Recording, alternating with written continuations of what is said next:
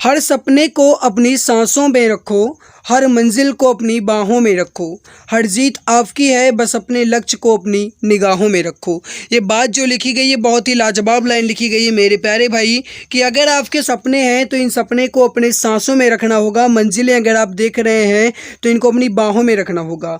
हर कोई जीत आपकी होगी, बस आपको अपने लक्ष्य को जो है गाइज वो अपने निगाहों में रखना होगा। मतलब अगर आपका लक्ष्य है अपनी मंजिल तक पहुंचना तो उसके लिए जज्बा, जोश, जुनून होना चाहिए। अगर ये 3-4 चीज़ें हैं गाइस, मतलब कुल मिलाकर के अगर आपके अंदर हौसला है तो दुनिया की ऐसी कोई ताकत नहीं है कि जो आपको अपनी मंजिल तक पहुंचने से रोक सके। आइए गाइस, इसी आशा जोश उम्मीद के साथ हम बढ़ते हैं क्वेश्चन की तरफ। आपको बता दें कि इस क्वेश्चन में गाइस या इस प्रैक्टिस सेट में आपके हो सकता है कि थोड़े टफ लेवल क्वेश्चन आपको यहाँ पर लगे, लेकिन जो भी क्वेश्चन है इंपॉर्टेंट क्वेश्चन है, नहीं जानते हो तो स्क्रीनशॉट जरूर ले लीजिएगा, ठीक है। चलिए शुरू करते हैं। पहला प्रश्न आपके सामने है। प्रश्न क्या कह रहा है? सिंधु सभ्यता का कौन सा नगर मणके, सीप तथा मुद्रा निर्माण के लिए प्रसिद्ध था? इसका आंसर आप सभी बताएंगे। सिंधु सभ्यता का कौन सा नगर मणके, सीप तथा मुद्रा निर्माण के लिए प्रसिद्ध था? तो देखो, मैं सबसे पहले तो आपको यहाँ पर बता दूं गाइस कि ये जो क्वेश्चन है ना, ये हर एक क्वेश्चन आपके इंपॉर्टेंट क्वालिटी के हैं। आपके एग्जाम की दृष्टि से हर एक क्वेश्चन इंपॉर्टेंट रहेगा और ये आपका फुल प्रैक्टिस सेट है, ध्यान रखिएगा, ठीक है। तो देखो, सिंधु सभ्यता का कौन सा नगर मणके, सीप तथा मुद्रा निर्माण के लिए प्रसिद्ध था? सही आंसर हो जाएगा आपका, वो हो जाएगा चन्हू-दड़ो। ऑप्शन नंबर डी यहाँ पर आपका बिल्कुल करेक्ट आंसर, परफेक्ट आंसर हो जाएगा। अगला प्रश्न, प्रश्न नंबर 2 आपके सामने है। प्रश्न क्या कह रहा है? भारत में हूण सत्ता की स्थापना किसके नेतृत्व में हुई थी? भारत में हूण सत्ता की स्थापना जो है यह किसके नेतृत्व में हुई थी?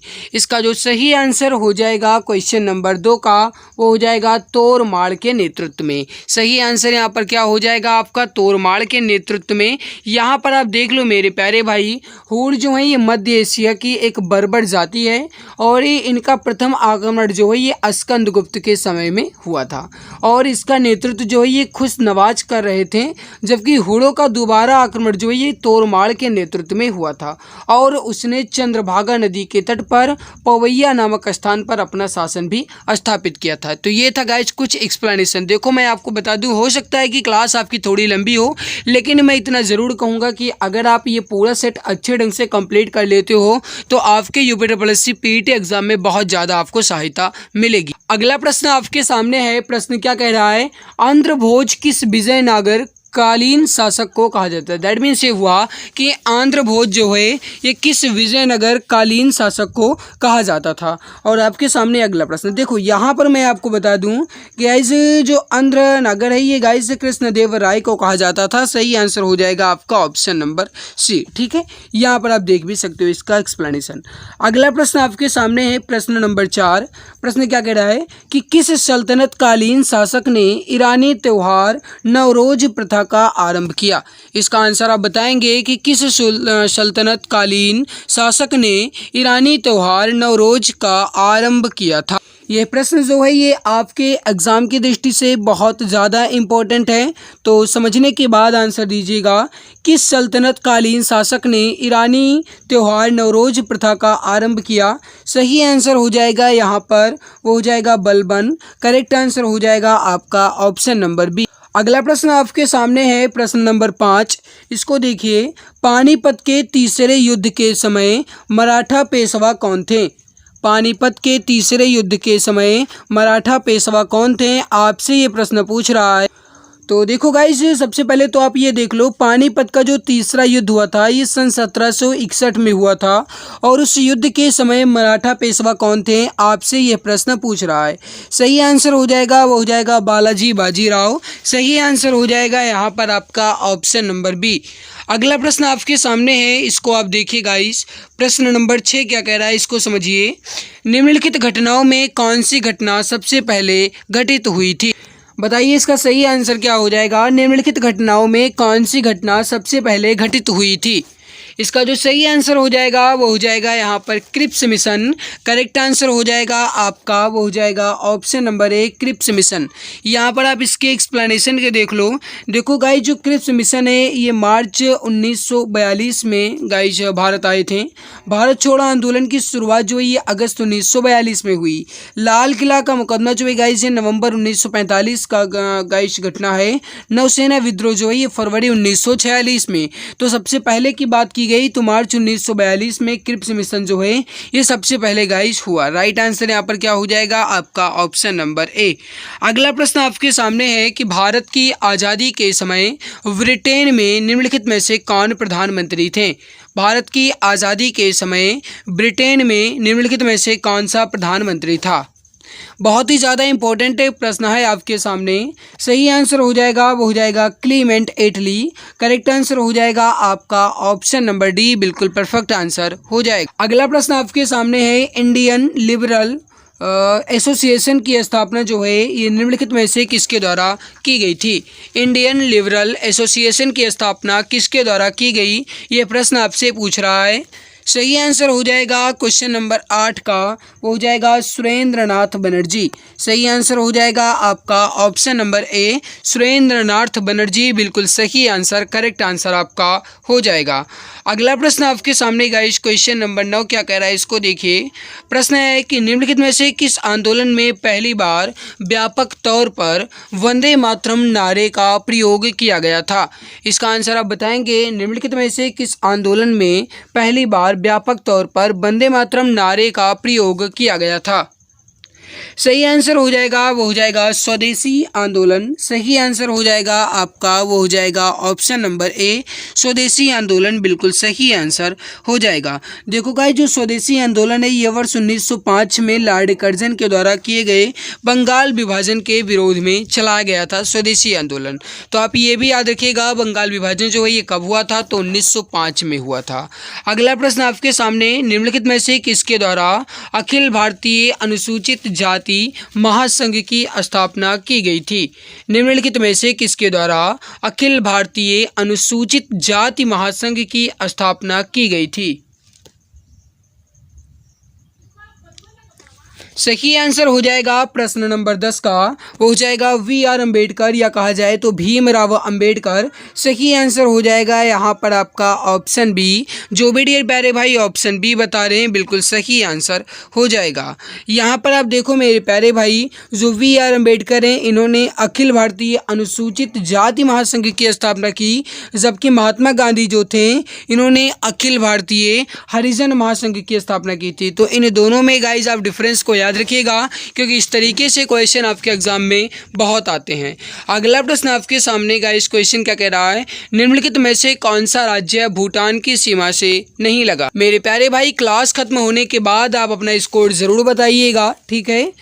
कौन सा राज्य भूटान की सीमा से नहीं लगा है, तो इसका जो सही आंसर हो जाएगा क्वेश्चन नंबर 11 का वो हो जाएगा मेघालय। ऑप्शन बी यहाँ पर आपका बिल्कुल सही आंसर हो जाएगा। देखो गाइस जो भूटान की सीमा से लगे अंतर्राष्ट्रीय 4 राज्य हैं वो हैं पश्चिम बंगाल, सिक्किम, अरुणाचल प्रदेश और असम, ठीक है। तो इसमें मेघालय जो है गाइस ये सिर्फ बांग्लादेश से अंतर्राष्ट्रीय सीमा का निर्धारण करता है, ये भूटान से बिल्कुल भी नहीं करेगा। अगला प्रश्न आपके सामने इसको देखिए, सिंधु की सहायक नदियों का उत्तर से दक्षिण की ओर सही क्रम क्या है। इसका आंसर आप बताएंगे, सही आंसर क्या होगा। बहुत ही जबरदस्त प्रश्न है आपके सामने। सिंधु की सहायक नदियों का उत्तर से दक्षिण की ओर सही क्रम कौन सा है, ये प्रश्न आपसे पूछ रहा है। सही आंसर हो जाएगा वो हो जाएगा झेलम, चिनाब, रावी, व्यास और सतलज। तो क्या क्या हो जाएगा, झेलम, चिनाब, रावी, व्यास और सतलज। ये गाइस सिंधु की सहायक नदियां हैं जो कि उत्तर से दक्षिण की ओर गाइस क्रम में लगी हुई हैं। अगला प्रश्न आपके सामने है, निम्नलिखित में से कौन सी पर्वत श्रृंखला स्पेन तथा फ्रांस के मध्य सीमा निर्धारण करती है। इसका आंसर आप बताएंगे। निम्नलिखित में से कौन सी पर्वत श्रृंखला स्पेन तथा फ्रांस के मध्य सीमा निर्धारण करती है। सही आंसर हो जाएगा वो हो जाएगा गाइस यहाँ पर आपका पेरेनीस पर्वत। सही आंसर हो जाएगा ऑप्शन सी। जो भी डियर प्यारे भाई ऑप्शन सी बता रहे हैं बिल्कुल सही आंसर हो जाएगा, ठीक है। अगला प्रश्न दोस्त अगला प्रश्न आपके सामने है कि भारत के निम्नलिखित में से किस क्षेत्र में शीतकालीन में वर्षा होती है। दैट मीन्स ये हुआ कि शीतकाल में भी वर्षा जो है यह भारत के किस क्षेत्र में होती है, आपसे ये प्रश्न पूछ रहा है। देखो मैं आपको पहले एक बात बता दूं कि आप जल्दी जल्दी आंसर देने की कोशिश कीजिए, क्योंकि गाइस ये आपका फुल टेस्ट है, तो मैं सोचता हूँ कि आपके कम से में पूरे क्वेश्चन कवर हो जाएँ, तो प्लीज़ जल्दी जल्दी आंसर देने की कोशिश किया करें, ठीक है। राइट हो जाएगा आपका उत्तर से पश्चिम, करेक्ट हो जाएगा आपका ऑप्शन ए। अब अगला प्रश्न आपके सामने, देखो मैं एक्सप्लेन नहीं करूंगा, जब आपको इसकी पीडीएफ मिलेगी तो आप इसका एक्सप्लेनेशन खुद देख लेना। अगला प्रश्न है कि 38वीं समानांतर रेखा जो है ये किन दो देशों को अलग करती है। वेरी वेरी इंपॉर्टेंट क्वेश्चन है आपके एग्जाम की दृष्टि से। 38वीं समानांतर रेखा जो है ये किन दो देशों को अलग करती है, यह प्रश्न आपसे पूछ रहा है। क्वेश्चन नंबर 15 का जो सही आंसर होगा मेरे प्यारे भाई वो हो जाएगा उत्तर कोरिया और दक्षिण कोरिया को। क्या हो जाएगा? उत्तर कोरिया और दक्षिण कोरिया, करेक्ट हो जाएगा आपका ऑप्शन वी। अगला प्रश्न आपके सामने है कि सुरेश तेंदुलकर समिति का संबंध जो है यह किससे है। सुरेश तेंदुलकर समिति का संबंध जो है यह किससे है, आपसे ये प्रश्न पूछ रहा है। जल्दी जल्दी आंसर देने की कोशिश कीजिए। तो देखो गाइस, सुरेश तेंदुलकर समिति का संबंध जो है यह किससे है, सही हो जाएगा आपका गरीबी रेखा निर्धारण से, करेक्ट हो जाएगा आपका ऑप्शन बी। जो भी डियर प्यारे भाई ऑप्शन बी बता रहे हैं बिल्कुल सही आंसर हो जाएगा। यहाँ पर आप देख लो मेरे प्यारे भाई, सुरेश तेंदुलकर समिति इसका गठन जो है ये वर्ष 2009 में किया गया था और इस कमेटी के अनुसार 2004-05 में भारत की गरीबी का जो स्तर है ये लगभग 37.2% था, ठीक है। अगला प्रश्न आपके सामने गाइस, इसको आप देखिए, प्राथमिकता प्राप्त क्षेत्र को उधार व्यवस्था के अंतर्गत, अब यहाँ पर आप देखो गाइस कौन सी व्यवस्था आपसे कह रहा है, PSL व्यवस्था, मतलब प्रियोरिटी सेक्टर लैंडिंग व्यवस्था के अंतर्गत बैंकों को अपने निबल बैंक ऋण का कितना प्रतिशत हिस्सा प्राथमिकता प्राप्त क्षेत्रों को वितरित करना अनिवार्य होता है। ये आपका इकोनॉमिक्स से संबंधित क्वेश्चन है, ठीक है। तो देखो गाइज, आपका हिस्ट्री एंड जियोग्राफी दोनों कंप्लीट हो गया, ये इकोनॉमिक्स है। राइट हो जाएगा यहाँ पर आपका वो हो जाएगा मात्रा 40% यानी 40%, राइट हो जाएगा आपका ऑप्शन नंबर डी। अगला प्रश्न आपके सामने है, प्रश्न क्या कह रहा है इसको तो थोड़ा समझिएगा। स्मार्ट सिटी मिशन जो है ये कब प्रारंभ किया गया। स्मार्ट सिटी मिशन जो है ये कब प्रारंभ किया गया, बहुत ही ज़्यादा इंपॉर्टेंट क्वेश्चन है एग्जाम की दृष्टि से। और देखो इसका जो सही आंसर हो जाएगा, स्मार्ट सिटी मिशन जो है ये कब प्रारंभ किया गया मेरे प्यारे भाई, सही आंसर हो जाएगा वर्ष 2015 में, राइट हो जाएगा आपका ऑप्शन नंबर वी। अगला प्रश्न है कि वर्ष 1991 में अपनाई गई उदारीकरण, निजीकरण और वैश्वीकरण की नीतियां के मतलब नीतियां जो है गाइस, इनके अंतर्गत वैश्वीकरण को बढ़ावा देने में कौन सा उपाय शामिल नहीं है। तो थोड़ा समझने के बाद आंसर दीजिएगा, जल्दबाजी नहीं करेंगे। तो देखो क्वेश्चन नंबर 19 का राइट आंसर पहले देखो, यहाँ पर देखो एक बार समझने की कोशिश कीजिएगा। वर्ष 1991 में अपनाई गई जो उदारीकरण नीति थी, निजीकरण नीति थी और वैश्वीकरण नीति थी, इसके अंतर्गत वैश्वीकरण को बढ़ावा देने में कौन सा उपाय शामिल नहीं है। देखो आयात प्रतिबंधों को हटाना ये शामिल है, प्रशुल्क दरों को कम करना ये भी शामिल है, बाजारों को अन्य देशों के लिए खोलना ये भी शामिल है, लेकिन विनिवेश को बढ़ाना ये बिल्कुल भी शामिल नहीं है। मतलब ऑप्शन नंबर डी यहाँ पर आपका बिल्कुल राइट हो जाएगा। अगला प्रश्न आपके सामने है मेरे प्यारे भाई, प्रश्न क्या कह रहा है, प्रश्न नंबर 20 देखिए, भारत में कृषि और ग्रामीण विकास हेतु वित्तीय उपलब्ध कराने के लिए शीर्ष संस्था कौन सी है। वित्त मतलब हुआ मेरे प्यारे भाई कि यहाँ पर मनी या कहा जाए तो कर्ज, है ना। तो देखो यहाँ पर भारत में कृषि और ग्रामीण विकास हेतु वित्तीय उपलब्ध कराने के लिए शीर्ष संस्था कौन सी है, वो है नाबार्ड। कौन सी है? नाबार्ड है, राइट हो जाएगा आपका ऑप्शन नंबर बी। यहाँ पर आप इसका एक्सप्लेनेशन देख लो। 12 जुलाई 1982 को गठित राष्ट्रीय कृषि तथा ग्रामीण विकास बैंक, मतलब मेरे प्यारे भाई यहाँ पर नाबार्ड मतलब हुआ राष्ट्रीय कृषि तथा ग्रामीण विकास बैंक, इसे ही नाबार्ड कहा जाता है। ग्रामीण अर्थव्यवस्था में कृषि और ग्रामीण विकास हेतु वित्तीय उपलब्ध कराने वाली यह एक शीर्ष संस्था है, ठीक है। अगला प्रश्न आपके सामने, संविधान सभा में सीटों का निर्धारण निम्नलिखित में से किस आधार पर हुआ था। संविधान सभा में सीटों का निर्धारण निम्नलिखित में से किस आधार पर हुआ था, आपसे ये प्रश्न पूछ रहा है। सही आंसर हो जाएगा वो हो जाएगा जनसंख्या के आधार पर सीटों का निर्धारण हुआ था। राइट हो जाएगा यहाँ पर आपका ऑप्शन बी। जो भी डियर प्यारे भाई ऑप्शन बी बता रहे हैं बिल्कुल सही आंसर हो जाएगा। अगला प्रश्न आपके सामने है, संविधान सभा की अंतिम बैठक कब हुई थी। मेरे प्यारे भाई अगर आप चैनल पर पहली बार विजिट किए हैं तो प्लीज़ चैनल को सब्सक्राइब जरूर कर लीजिएगा, ताकि आने वाली हर एक नई वीडियो की नोटिफिकेशन आपको टाइम टू टाइम मिला करे। तो प्लीज़ जो भी प्यारे भाई बहन चैनल पर पहली बार आए हैं, मैं सब्सक्राइब जरूर कर लेंगे, ताकि आने वाली हर एक नई वीडियो की नोटिफिकेशन आपको टाइम टू टाइम मिला करे।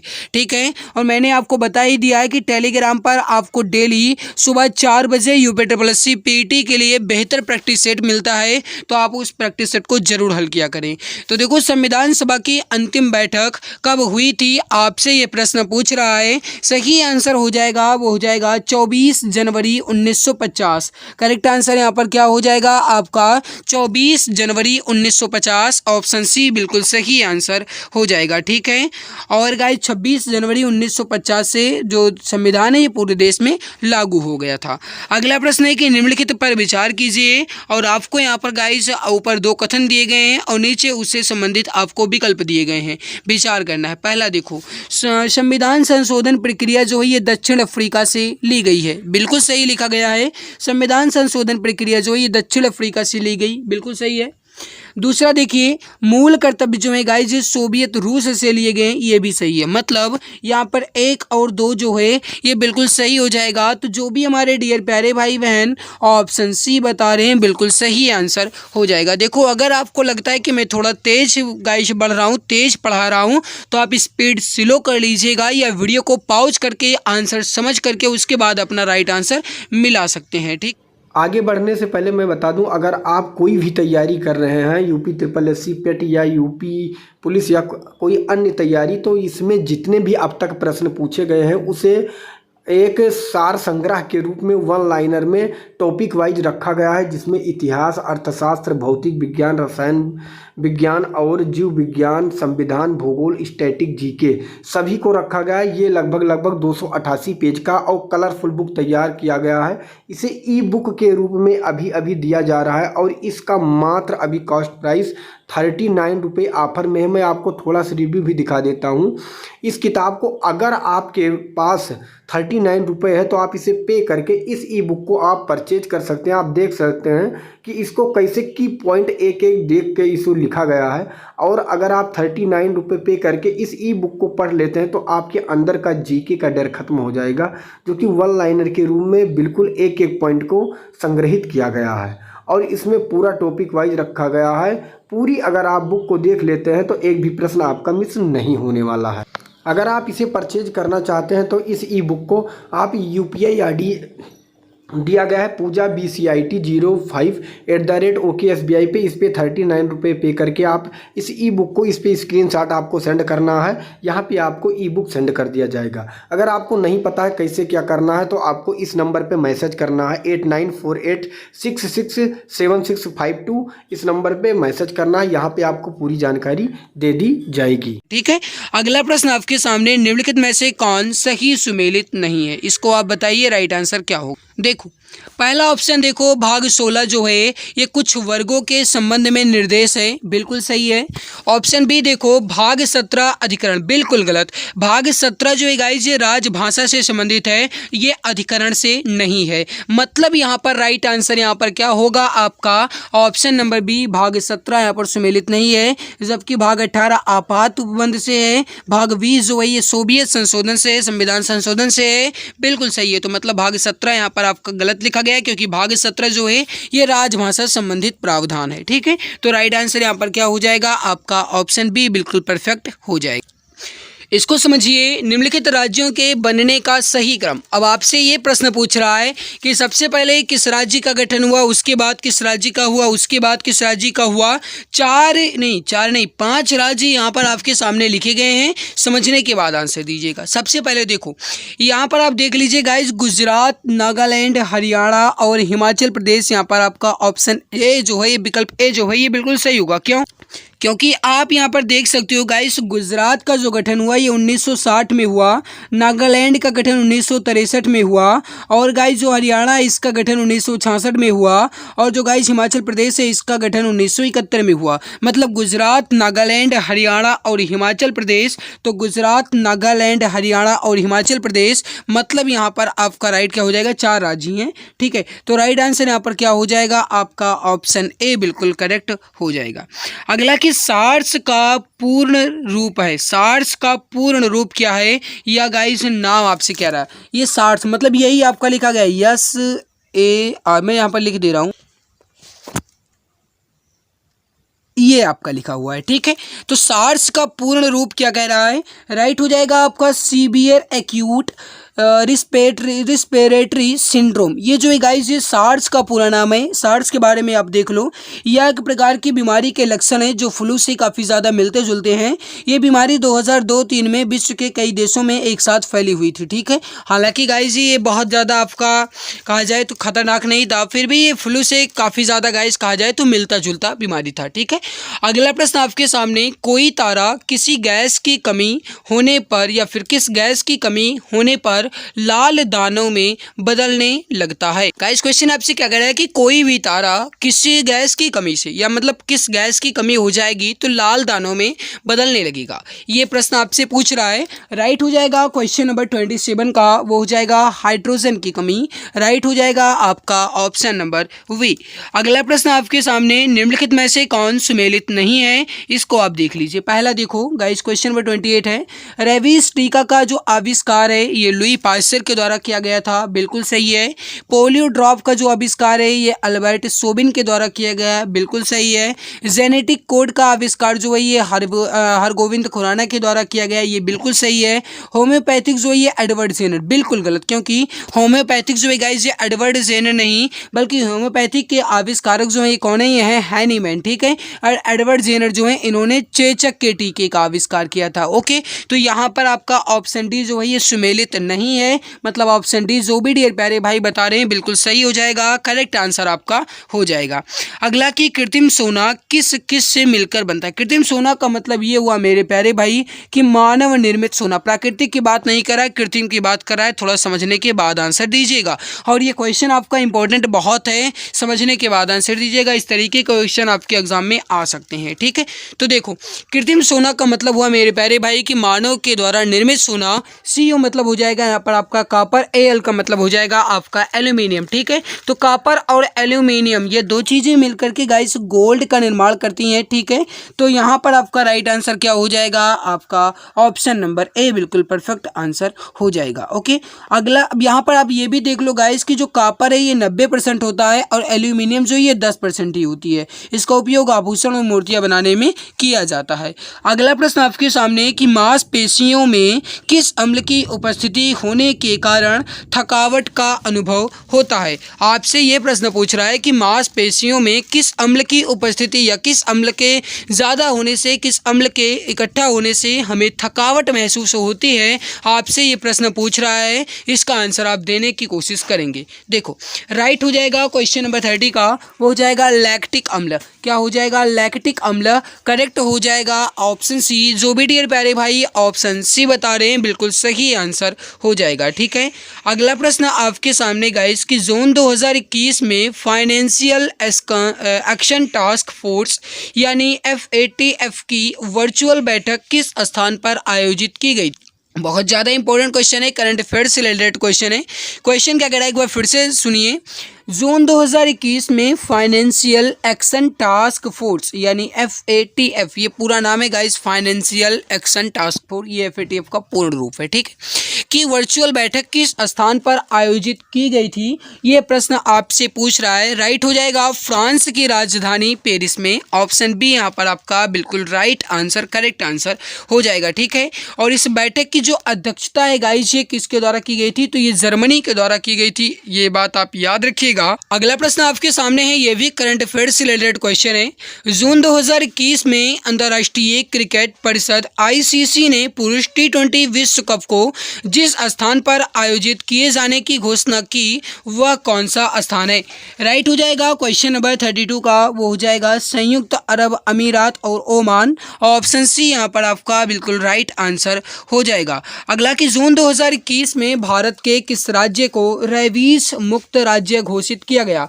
इसका राइट हो जाएगा क्वेश्चन नंबर 33 का, वो हो जाएगा गाइस यहाँ पर गोवा को। ऑप्शन सी बिल्कुल परफेक्ट आंसर हो जाएगा। अगला प्रश्न आपके सामने है। प्रश्न आपसे क्या कह रहा है गाइस, इसको देखिए। प्रश्न नंबर 34 है, जून 2021 में UNCCD द्वारा किसके प्रतिष्ठित यानी कि guys land for life award 2021 से सम्मानित किया गया। दैट मीन्स ये हुआ कि UNCCD 2021 में guys land for life award 2021 से किसे सम्मानित किया गया था। राइट हो जाएगा क्वेश्चन नंबर 34 का, वो हो जाएगा फैमिलियल फॉरेस्ट्री को। राइट हो जाएगा आपका ऑप्शन नंबर ए। अगला प्रश्न आपके सामने, भारत में वन महोत्सव सप्ताह 2021 कब से कब तक मनाया गया था। ये आपका 2021 का पूरा करंट अफेयर है। राइट हो जाएगा क्वेश्चन नंबर 35 का, वो हो जाएगा 1 जुलाई से 7 जुलाई के बीच। ऑप्शन सी राइट हो जाएगा। अगला प्रश्न आपके सामने है गाइस, इसको आप देखिए। प्रश्न क्या कह रहा है कि विश्व महासागर दिवस 2021 जो है ये किस दिन मनाया गया। विश्व महासागर दिवस 2021 जो है ये किस दिन मनाया गया। राइट हो जाएगा आपका, वो हो जाएगा 8 जून। करेक्ट हो जाएगा ऑप्शन डी। अगला प्रश्न आपके सामने है गाइस, इसको आप देखिए। प्रश्न क्या कह रहा है, जल शक्ति अभियान कैच द रेन को क्रियान्वित किए जाने की अवधि कब से कब तक की है। वेरी वेरी इंपॉर्टेंट क्वेश्चन है एग्जाम की दृष्टि से। देखो अगर आपको लगता है मैं थोड़ा तेज गाइस बढ़ रहा हूं तो कोशिश कीजिएगा कि आप वीडियो को पॉज करके आंसर देने की कोशिश, ठीक है। तो 37 नंबर का राइट हो जाएगा 22 मार्च से 30 नवंबर तक। ऑप्शन बी बिल्कुल राइट होगा, बिल्कुल परफेक्ट आंसर आपका हो जाएगा। अगला प्रश्न आपके सामने है गाइस, क्वेश्चन क्या कह रहा है इसको आप देखिए। भारत के पहले कृषि निर्यात सुविधा केंद्र की स्थापना किस स्थान पर की गई। भारत के पहले कृषि निर्यात सुविधा केंद्र की स्थापना किस स्थान पर की गई, यह प्रश्न आपसे पूछ रहा है। राइट हो जाएगा आपका, वो हो जाएगा पुणे में। करेक्ट आंसर हो जाएगा आपका ऑप्शन नंबर सी। अगला प्रश्न आपके सामने है, इसको आप देखिए। जून 2021 में किसे उत्तर प्रदेश पिछड़ा वर्ग आयोग के अध्यक्ष के रूप में नियुक्त किया गया था। राइट हो जाएगा क्वेश्चन नंबर 39 का, वो हो जाएगा जसवंत सिंह। बिल्कुल परफेक्ट होगा। तो यहाँ पर क्या हो जाएगा आपका जसवंत सिंह सैनी। बिल्कुल राइट हो जाएगा, करेक्ट आंसर आपका हो जाएगा, ठीक है। अगला प्रश्न आपके सामने है गाइस कि 14 से लेकर के 16 अक्टूबर 2021 के मध्य दूसरे संयुक्त राष्ट्र वैश्विक सतत परिवहन सम्मेलन 2021 का आयोजन किस स्थान पर किया गया था। राइट हो जाएगा क्वेश्चन नंबर 40 का, वो हो जाएगा बीजिंग चीन की राजधानी में। ऑप्शन ए राइट हो जाएगा। अगला प्रश्न आपके सामने, साक्षात्र का उचित विच्छेद निम्न में से कौन सा है। ये अब आपका हिंदी से रिलेटेड क्वेश्चन है मेरे प्यारे भाई। आपके जीके के जितने भी क्वेश्चन बन सकते थे पूरे क्वेश्चन यहाँ पर कंप्लीट हो गए हैं, ठीक है, प्रैक्टिस सेट में। अब आपका हिंदी से संबंधित क्वेश्चन आ गया है। साक्षात्र का उचित विच्छेद निम्न में से कौन सा है, ये प्रश्न आपसे पूछ रहा है। राइट हो जाएगा क्वेश्चन नंबर 41 का। देखो इसका जो राइट हो जाएगा वो हो जाएगा सत धन शास्त्र, ठीक है। क्या होगा, सत धन शास्त्र। यह है साक्षात्र का सही संधि विच्छेद। ऑप्शन सी यहाँ पर आपका राइट हो जाएगा। और मेरे प्यारे भाई ये जो है ये एक व्यंजन संधि, आप इसको भी याद रखिएगा। अगला है कि घृणा शब्द का विलोम। तो वैसे भी अगर आप ऑप्शन ए ही देखो तो वैसे भी आप बता सकते हो घृणा का गाइस विलोम क्या होगा, प्रेम। ऑप्शन ए ही आपका राइट होगा, ठीक है। अगला प्रश्न आपके सामने गाइस कि अनेक का पर्यायवाची क्या है। अनेक का पर्यायवाची जो है ये क्या है, ये प्रश्न आपसे पूछ रहा है। तो देखो इसका राइट हो जाएगा आपका, हो जाएगा मेरे प्यारे भाई ऑप्शन बी सेना। सेना जो है ये अनेक का पर्यायवाची है। जो भी डियर प्यारे भाई ऑप्शन बी बता रहे हैं बिल्कुल सही होगा। इसके अलावा कौन कौन से होते हैं देख लो गाइज। अनेक या सेना कहा जाए या कटक कहा जाए या अनि या चयु दल, ये सभी जो है गाइज सेना या अनेक के ही पर्यायवाची शब्द हैं, ठीक है। आप इसको याद रखिएगा। अगला प्रश्न आपके सामने है, क्या कह रहा है कि निम्न में से अज्ञेय जी की रचना नहीं है। ध्यान दीजिएगा, नहीं है बात कर रहा है यहाँ पर। तो देखो गाइस ऑप्शन ए देखो, हरी घास पर छड़ पर, यह अज्ञेय जी की रचना है। आंगन के पार द्वार, ये भी अज्ञेय जी की रचना है। सुनहरे शैवाल ये भी सच्चिदानंद हीरानंद वात्स्यायन अज्ञेय की रचना है। लेकिन धूप और छाँव जो है ये अज्ञेय की रचना नहीं है, जबकि ये किसकी रचना है, तो ये है दिनकर जी की। ठीक है, याद रखिएगा। इसके अलावा गाइज याद रखिएगा दिनकर जी की अन्य रचना जैसे सीपी और शंख, आत्मा की आंखें, इतिहास के आंसू, धूप और धुआं, ये गाइस दिनकर जी की कुछ अन्य रचनाएं। ठीक है, अगला प्रश्न आपके सामने, शुद्ध वाक्य चुने। आपसे ये कह रहा है कि इसमें आपको ये बताना है कि कौन सा वाक्य शुद्ध है। पहला ऑप्शन देखो, उसने मुझे खाने को बुलाया, बिल्कुल गलत, क्योंकि होना चाहिए उसने मुझे खाने के लिए बुलाया, है ना, तो ये गाइस गलत हो गया। ऑप्शन बी देखो, उसकी ससुराल जयपुर में है, चलो ये भी देखते हैं। ऑप्शन सी देखो, रास्तों को चौड़ी करना ज़रूरी है, बिल्कुल गलत, क्योंकि रास्तों को चौड़ी नहीं बल्कि रास्तों को चौड़ा करना ज़रूरी है, या रास्ते को चौड़े करना ज़रूरी है ना, ये होना चाहिए। फिर गाइस चौथा ऑप्शन देखो, मेरे को उससे एक बात कहना है, बिल्कुल गलत, क्योंकि मेरे को नहीं बल्कि होना चाहिए मुझको उससे एक बात कहना है, या फिर मुझको उनसे एक बात कहना है, इस प्रकार भी हो सकता है। तो यहाँ पर आपका मुख्य रूप से सही आंसर क्या हो जाएगा, उसकी ससुराल जयपुर में है, ऑप्शन बी बिल्कुल राइट आंसर हो जाएगा। गाइस अब हम यहाँ पर कंप्लीट कर लेते हैं गद्यांश से संबंधित क्वेश्चन। आप सभी जानते हैं UPSSC PET में गद्यांश के भी क्वेश्चन आएंगे, जिसमें आपके गाइस कुल मिलाकर के 10 क्वेश्चन आने वाले हैं। ठीक है, 2 गद्यांश रहेंगे, एक गद्यांश से 5 क्वेश्चन और एक गद्यांश से 5 क्वेश्चन आपका रहेगा, जिसमें हम गद्यांश नंबर 1 को कंप्लीट कर लेते हैं। सबसे पहले तो इसे हम ध्यानपूर्वक पढ़ लेते हैं। वीरता की अभिव्यक्ति कई प्रकार से होती है।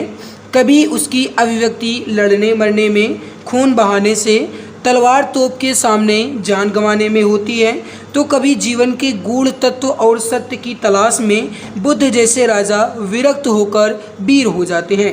वीरता एक प्रकार की अंतः प्रेरणा है। जब कभी इसका विकास हुआ तभी एक नया कमाल नजर आया, एक नई रौनक, एक नया रंग, एक नई बहार और एक नई प्रभुता संसार में छा गई।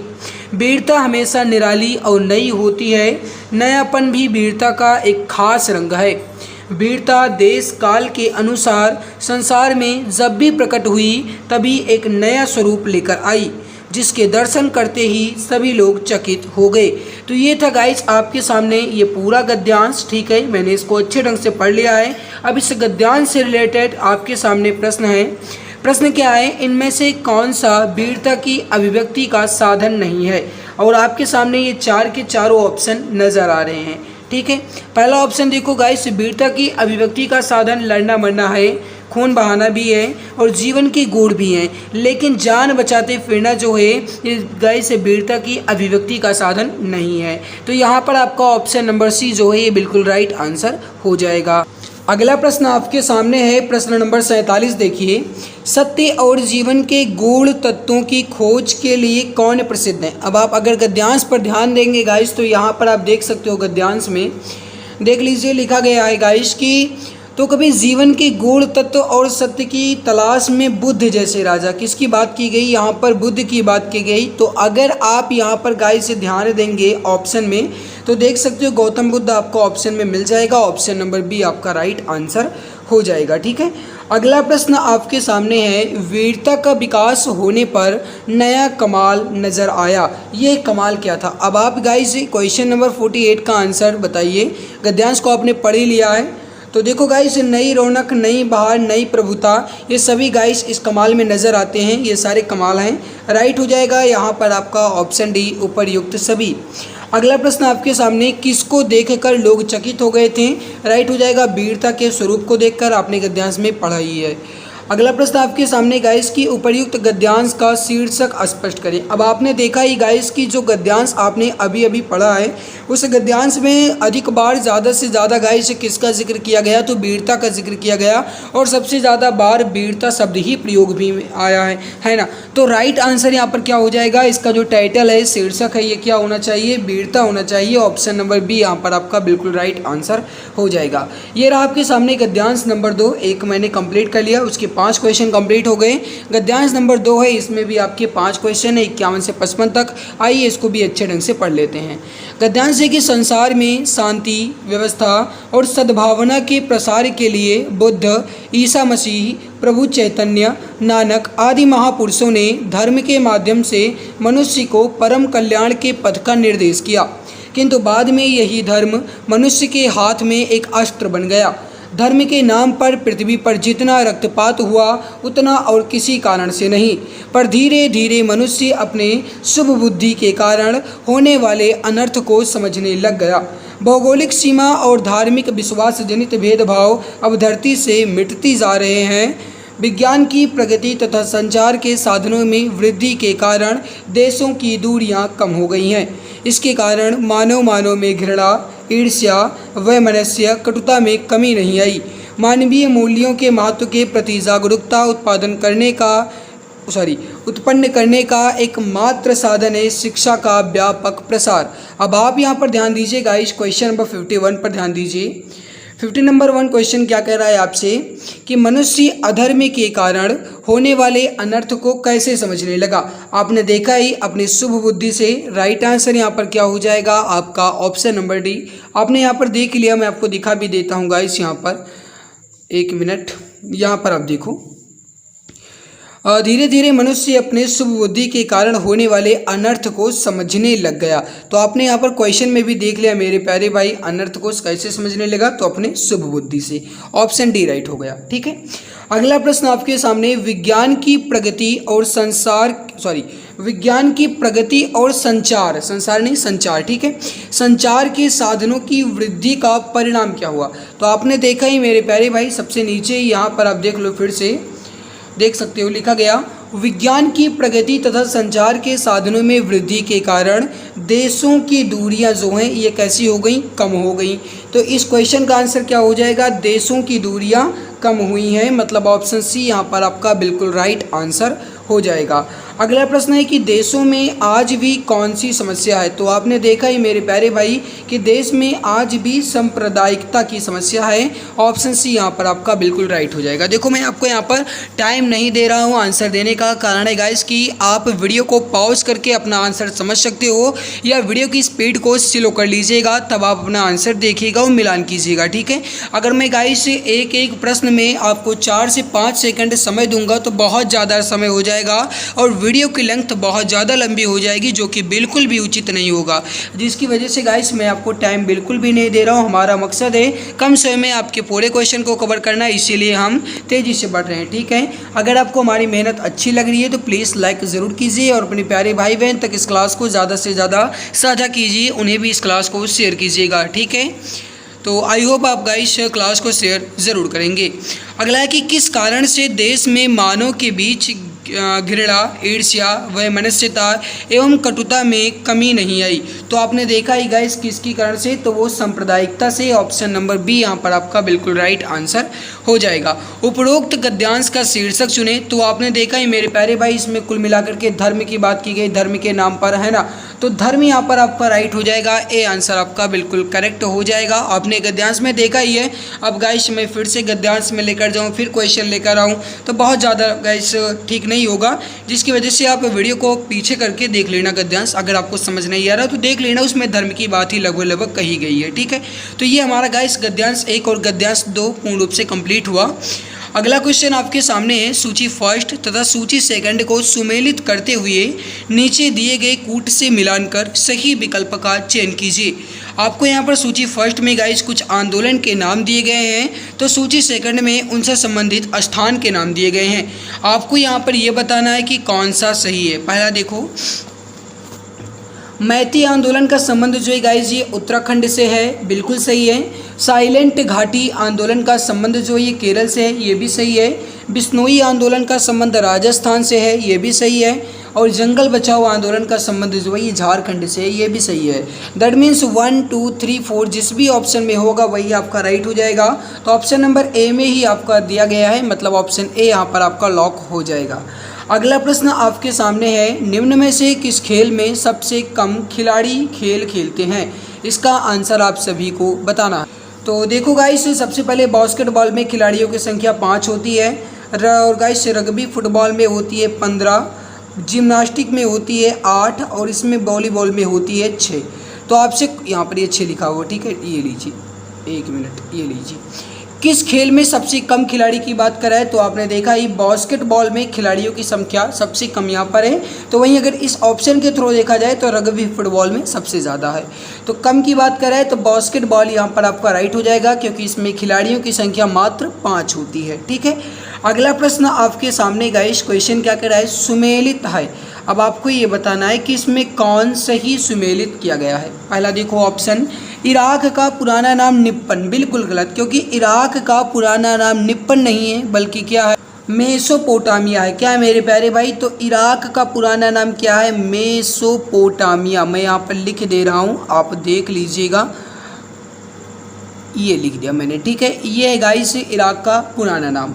जापान का पुराना नाम, तो ये है गाइस जापान का पुराना नाम है, ये है निप्पन, जो कि ऑप्शन नंबर ए में ही दिया गया है, ठीक है। ये निप्पन, ये जापान का पुराना नाम हो गया। श्रीलंका का पुराना नाम जो है गाइस जी, श्याम नहीं होगा। श्रीलंका का पुराना नाम क्या है, सीलोन। क्या है मेरे प्यारे भाई, सीलोन है, ठीक है। चलिए अच्छी बात है।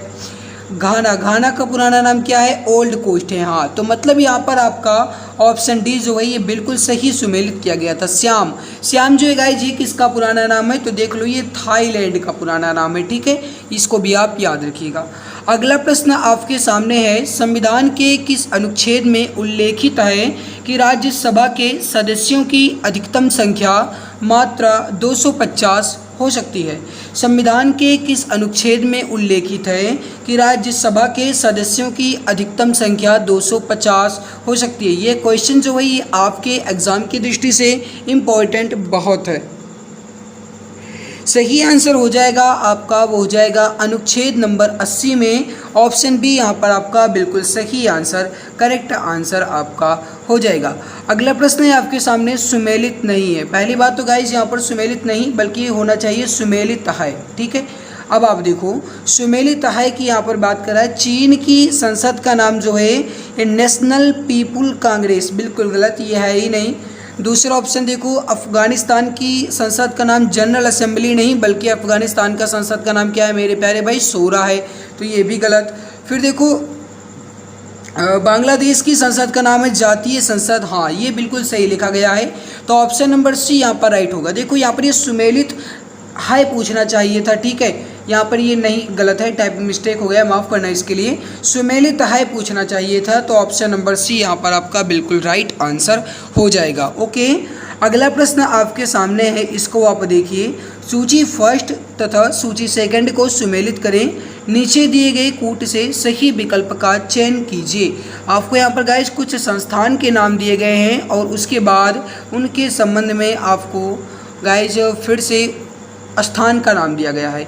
अब आपको यहाँ पर ये बताना है राइट आंसर क्या हो जाएगा। इसके लिए आप 2 सेकंड 3 सेकंड का समय भी ले सकते हो। तो ध्यान दीजिएगा मेरे प्यारे भाई, भारतीय मृदा संस्थान जो है ये है कहाँ पर, तो याद रखिएगा ये है भोपाल में। केंद्रीय आलू संस्थान कहाँ पर है, ये है आपका शिमला में। केंद्रीय शीतोष्ण बागवानी संस्थान ये है गाइस आपका उधर गाइस जम्मू कश्मीर श्रीनगर में है। और गन्ना प्रजनन संस्थान कहाँ पर है, तो ये है आपका कोयम्बटूर में, ठीक है। भारतीय मृदा विज्ञान संस्थान कहाँ है, भोपाल में है। तो क्या होना चाहिए आपका मेरे प्यारे भाई, 2, 1, 4 और 3, तो 2, 1, 4, 3 किस ऑप्शन में है, ऑप्शन नंबर सी बिल्कुल राइट हो जाएगा। जो भी डियर प्यारे भाई ऑप्शन सी बता रहे हैं बिल्कुल सही आंसर आपका हो जाएगा। अगला प्रश्न आपके सामने है, निम्न में से कौन सी रचना महात्मा गांधी की नहीं है। ऑप्शन दिख गया हो तो नकल बिल्कुल भी नहीं करना, ठीक है, वो ऊपर कर दिए थे तो आपको हो सकता है दिख गया हो, बताइए। तो देखो गाइस कौन सी रचना महात्मा गांधी की नहीं है, आपसे कह रहा। पहला ऑप्शन देखो, हिंद स्वराज महात्मा गांधी जी की है। सत्य के प्रयोग ये भी महात्मा गांधी जी की रचना है। दक्षिण अफ्रीका के सत्याग्रह का इतिहास ये भी महात्मा गांधी जी की ही रचना है। जबकि बॉम्बे क्रॉनिकल जो है गाइस ये महात्मा गांधी की रचना नहीं है। तब ये किसकी है, तो ये है गाइस फिरोज शाह मेहता। ये गाइस बॉम्बे क्रॉनिकल जो है ना ये रचना नहीं बल्कि एक अंग्रेजी समाचार पत्र है और इसके संस्थापक हैं फिरोज शाह मेहता। ठीक है, तो राइट आंसर यहाँ पर क्या हो जाएगा आपका बॉम्बे क्रॉनिकल बिल्कुल करेक्ट आंसर हो जाएगा। अगला प्रश्न आपके सामने है सुमेलित नहीं है, ध्यान दीजिएगा, नहीं यहाँ पर बात कर रहा है। क्वेश्चन एग्जाम की दृष्टि से आपका इंपॉर्टेंट है। माय डियर स्टूडेंट, अगर आप चैनल पर पहली बार विजिट किए हैं तो प्लीज़ आपसे रिक्वेस्ट है आप चैनल को सब्सक्राइब जरूर कर लीजिएगा। क्लास के स्टार्टिंग में मैंने आप सभी को बता दिया है कि जो भी प्यारे भाई बहन यूपीएससी पीटी की तैयारी कर रहे हैं उन सभी के लिए डेली सुबह 4 बजे प्रैक्टिस सेट दिया जाता है टेलीग्राम चैनल पर। टेलीग्राम चैनल के बारे में आप जानते ही हैं, एग्जाम गुरुजी बाय अरविंद सर के नाम से है, आप ज्वाइन कर सकते हैं। वहाँ पर आपको डेली सुबह 4 बजे प्रैक्टिस सेट मिलता है, आप वहाँ से भी अपनी तैयारी को बहुत ही बेहतर कर सकते हैं। ठीक है, तो आप टेलीग्राम चैनल को जरूर ज्वाइन कर लीजिएगा। देखो पहला ऑप्शन देखो आनंद भवन जो है ये प्रयागराज में है या कहा जाए इलाहाबाद में है, बिल्कुल सही है। इंडिया गेट नई दिल्ली में है, ये भी आपका सही है, ऑप्शन बी भी आपका राइट हो जाएगा। गेटवे ऑफ इंडिया मुंबई में है, ये भी आपका सही है, मतलब ऑप्शन नंबर सी भी आपका राइट हो जाएगा। 2.5 दिन का झोपड़ा जो है गाइस ये दिल्ली नहीं बल्कि 2.5 दिन का झोपड़ा जो है ये कहाँ पर है मेरे प्यारे भाई, तो ये है आपका अजमेर में। ठीक है, गुलाम वंश के संस्थापक कुतुबुद्दीन ऐबक के द्वारा इसके निर्माण करवाया गया था। तो 2.5 दिन का झोपड़ा जो है ये दिल्ली नहीं बल्कि अजमेर में है, तो ऑप्शन नंबर डी यहाँ पर आपका बिल्कुल राइट आंसर हो जाएगा। अगला है कि निम्न में से किस संगठन का मुख्यालय जेनेवा में नहीं है। आपसे ये प्रश्न पूछ रहा है कि इसमें किस संगठन का मुख्यालय जेनेवा में नहीं है। ऑप्शन ए विश्व मौसम विज्ञान संस्थान, और ऑप्शन बी है यूनेस्को, ऑप्शन सी है अंतर्राष्ट्रीय श्रम संगठन, ऑप्शन डी है विश्व स्वास्थ्य संगठन। देखो जेनेवा में गाइस विश्व मौसम विज्ञान संगठन का भी मुख्यालय हेडक्वार्टर है, अंतर्राष्ट्रीय श्रम संगठन का भी हेडक्वार्टर है और विश्व स्वास्थ्य संगठन का भी हेडक्वार्टर जेनेवा में ही है। जबकि यूनेस्को का गाइस हेडक्वार्टर कहाँ पर है, तो यह है फ्रांस की राजधानी पेरिस में। कहाँ पर है मेरे प्यारे भाई, फ्रांस की राजधानी पेरिस में, तो ऑप्शन बी यहाँ पर आपका बिल्कुल राइट आंसर हो जाएगा। अगला आपके सामने सुमेलित नहीं है, ध्यान दीजिएगा, नहीं है बात कर रहा है, जल्दबाजी नहीं करेंगे। ठीक है, पहला ऑप्शन देखो प्रिंस नामक पुस्तक के लेखक है मैकियावेली, बिल्कुल सही है। रिपब्लिक नामक पुस्तक के लेखक अरस्तु नहीं बल्कि ये होना चाहिए आपका प्लेटो। ठीक है, क्योंकि रिपब्लिक नामक पुस्तक के लेखक कौन है भैया, प्लेटो हैं, अरस्तु नहीं है, तो ऑप्शन नंबर बी यहाँ पर आपका बिल्कुल राइट आंसर हो जाएगा। जबकि अन टू द लास्ट के लेखक हैं जॉन रस्किन, बिल्कुल सही है। एशियन ड्रामा के लेखक है गुन्नार मिडल, भी ये भी सही है। ठीक है, तो यहाँ पर रिपब्लिक के गाइस जो हैं ये अरस्तु नहीं बल्कि प्लेटो होना चाहिए, ऑप्शन नंबर बी यहाँ पर आपका बिल्कुल राइट आंसर हो जाएगा। ठीक है, अगला प्रश्न है गाइस ये क्या कह रहा है, देखिए 66 से 70 तक नीचे दिए गए दंड आरेख का ध्यानपूर्वक अध्ययन कीजिए और इस पर आधारित निम्नलिखित प्रश्नों के उत्तर दीजिए। यहाँ पर गाइस आपका दंड आरेख से संबंधित क्वेश्चन आया हुआ है, इसको आप समझने की कोशिश कीजिएगा। यहाँ पर आपके सामने गाइस विभिन्न देशों की जन्म दरें दी गई हैं। यहाँ पर जन्म दर दिया गया है प्रति 1000 के रूप में और यहाँ पर देश का नाम लिखा गया है। ठीक है, पहला प्रश्न आपसे क्या कह रहा है, किस देश की जन्म दर जर्मनी की जन्म दर से 25% अधिक है। तो पहले तो आप यहाँ पर देखो जर्मनी की जन्म दर कितनी है, 16% है। इसका हम क्या निकालेंगे मेरे प्यारे भाई, 25% निकालेंगे, यानी कि 100 से यहाँ पर भाग दे देंगे। ठीक है, 25 से आप इसका गुना कर गाइस भाग देंगे तो 25 कम 25, 25 चौका 100 हो जाएगा। 4 से आप इसको भाग दीजिए, 4 कम 4, 4 चौके 16, मतलब गाइस इसका 25% कितना आया, जर्मनी की दर का 4 आया। ठीक है, चलिए अच्छी बात है। जर्मनी का गाइस जो यहाँ पर जन्म दर है ये कितना दिया गया, 16 दिया गया। अब इस 16 को हम 4 में ऐड कर लेंगे, कितना हो जाएगा आपका 20 हो जाएगा। अब 20 जो है ये जन्म दर जो है ये किस देश की है, इंग्लैंड की है, तो मतलब यहाँ पर इंग्लैंड जिस भी ऑप्शन में होगा मतलब ऑप्शन सी जो है ये आपका राइट आंसर हो जाएगा। समझ में आया जो मैंने आपको समझाया, फिर से एक बार देख लो गाइस, किस देश की जन्म दर जर्मनी की जन्म दर से 25% अधिक है। जर्मनी की जन्म दर कितनी है, 16 है। ठीक है, अच्छी बात है। इसका कितना कह रहे हैं, 25%, कितना कह रहे हैं अधिक है, मतलब सबसे यहाँ पर हम क्या करेंगे इसका परसेंटेज निकाल लेंगे। 25 से इसको हम कट किए गाइस, 25 से कम 25, 25 चौका 100 हो जाएगा। 4 से इसको कट किए, 4 चौका 16, यानी कि इसका 25% 4 आया। जर्मनी की जन्म दर में मैंने इसको ऐड कर दिया, 16 4 20 आया। 20 किसका है, इंग्लैंड का है, तो यहाँ पर आपका इंग्लैंड वाला ऑप्शन बिल्कुल राइट आंसर हो जाएगा। समझ में आ गया होगा आपको। अगला प्रश्न आपके सामने है, इसको देखिए मेरे प्यारे भाई क्या कह रहा है, भारत की जन्म दर इंग्लैंड की जन्म दर की कितनी प्रतिशत है। तो देखो भारत की जन्म दर इंग्लैंड के जन्म दर की कितनी प्रतिशत है, ये आपसे पूछ रहा है। भारत की जन्म दर यहाँ पर कितनी है मेरे प्यारे भाई, 33 है। इंग्लैंड की जन्म दर यहाँ पर कितनी है, कहाँ गई इंग्लैंड कहाँ गया भैया, 20 है। तो यहाँ पर आप देखो भारत की जन्म दर इंग्लैंड के जन्म दर की कितनी प्रतिशत है, आपसे ये प्रश्न पूछ रहा है। चलिए भारत की जन्म दर कितनी दी गई भैया, 33 दी गई। इंग्लैंड की जन्म दर कितनी दी गई, 20 दी गई। प्रतिशत में बात कर रहा है, मतलब मुझे इसका परसेंटेज निकालना होगा, ठीक है। 33 ऊपर रखेंगे क्योंकि भारत की कह रहा है, किसकी बात कर रहा है, इंग्लैंड की बीच में 33/20 गुना इसका हम कर देंगे गाइस 100 क्यों करेंगे, क्योंकि इसका मुझे परसेंटेज निकालना है, ठीक है। इतनी बात आपको समझ में आ गई होगी। चलिए अब इसका अगर यहाँ पर हम गाइस कट करेंगे तो यहाँ पर आप देख लो, 1 0 से 1 0 आपका कैंसिल हो गया, ठीक है। 2 से आप इसको काटेंगे, 2 पंचे 10, मतलब हो जाएगा 33 का आपको 5 से गुना करना है। 5 दे 15 के 5 हासिल 1 और फिर 5 दे 15 और 1 16, यानी 165% क्या है इसकी गाइस जन्म दर हो जाएगी। तो जिस भी ऑप्शन में मुझे 165% दिखेगा वही हमारा सही आंसर हो जाएगा। तो 165% ऑप्शन ए में ही है, ऑप्शन ए आपका बिल्कुल करेक्ट हो जाएगा। समझ में आ गया होगा। अगला प्रश्न आपके सामने है, इसको आप समझिए। चीन की जन्म दर जर्मनी के जन्म दर की कितनी गुनी है। क्या कह रहा है, फिर से एक बार देखो, चीन की जन्म दर जर्मनी के जन्म दर की कितनी गुनी है। अब यहाँ पर अगर आप ध्यान देंगे ग्राफ में तो देख लीजिए, चीन की जन्म दर जर्मनी के जन्म दर की कितनी गुनी है। चीन की जन्म दर हो गई 40 और जर्मनी की हो गई 16। अब इसका हम गाइस यहाँ पर कट कर देंगे तो 4 चौके 16, 4 दहामा 40, यानी कि 10 का आप 4 से भाग दीजिए, 4 एकम 4, कितना बच गया, 2 बच गया पॉइंट, नहीं 4 एकम 4 नहीं, 4 दूनी 8, तो 4 दूनी 8, कितना बच गया मेरे प्यारे भाई, 2 बच गया। हमने यहाँ पर पॉइंट लगा दिया और कितना बचा, पॉइंट लगाया, 0 बढ़ाया, यानी 4 पंचे 20, मतलब 2.5 गुनी हो जाएगी। तो जिस भी ऑप्शन में मुझे 2.5 नज़र आएगा वही हमारा सही आंसर हो जाएगा, ठीक है। तो यहाँ पर आप देखो 2.5 ऑप्शन नंबर डी में है। तो जो भी डियर प्यारे भाई ऑप्शन डी बता रहे हैं बिल्कुल सही आंसर हो जाएगा। आई होप आपको अच्छे ढंग से समझ में आ रहा होगा। चलिए अगला प्रश्न आपके सामने है, भारत की जन्म दर का स्वीडन की जन्म दर से क्या अनुपात है।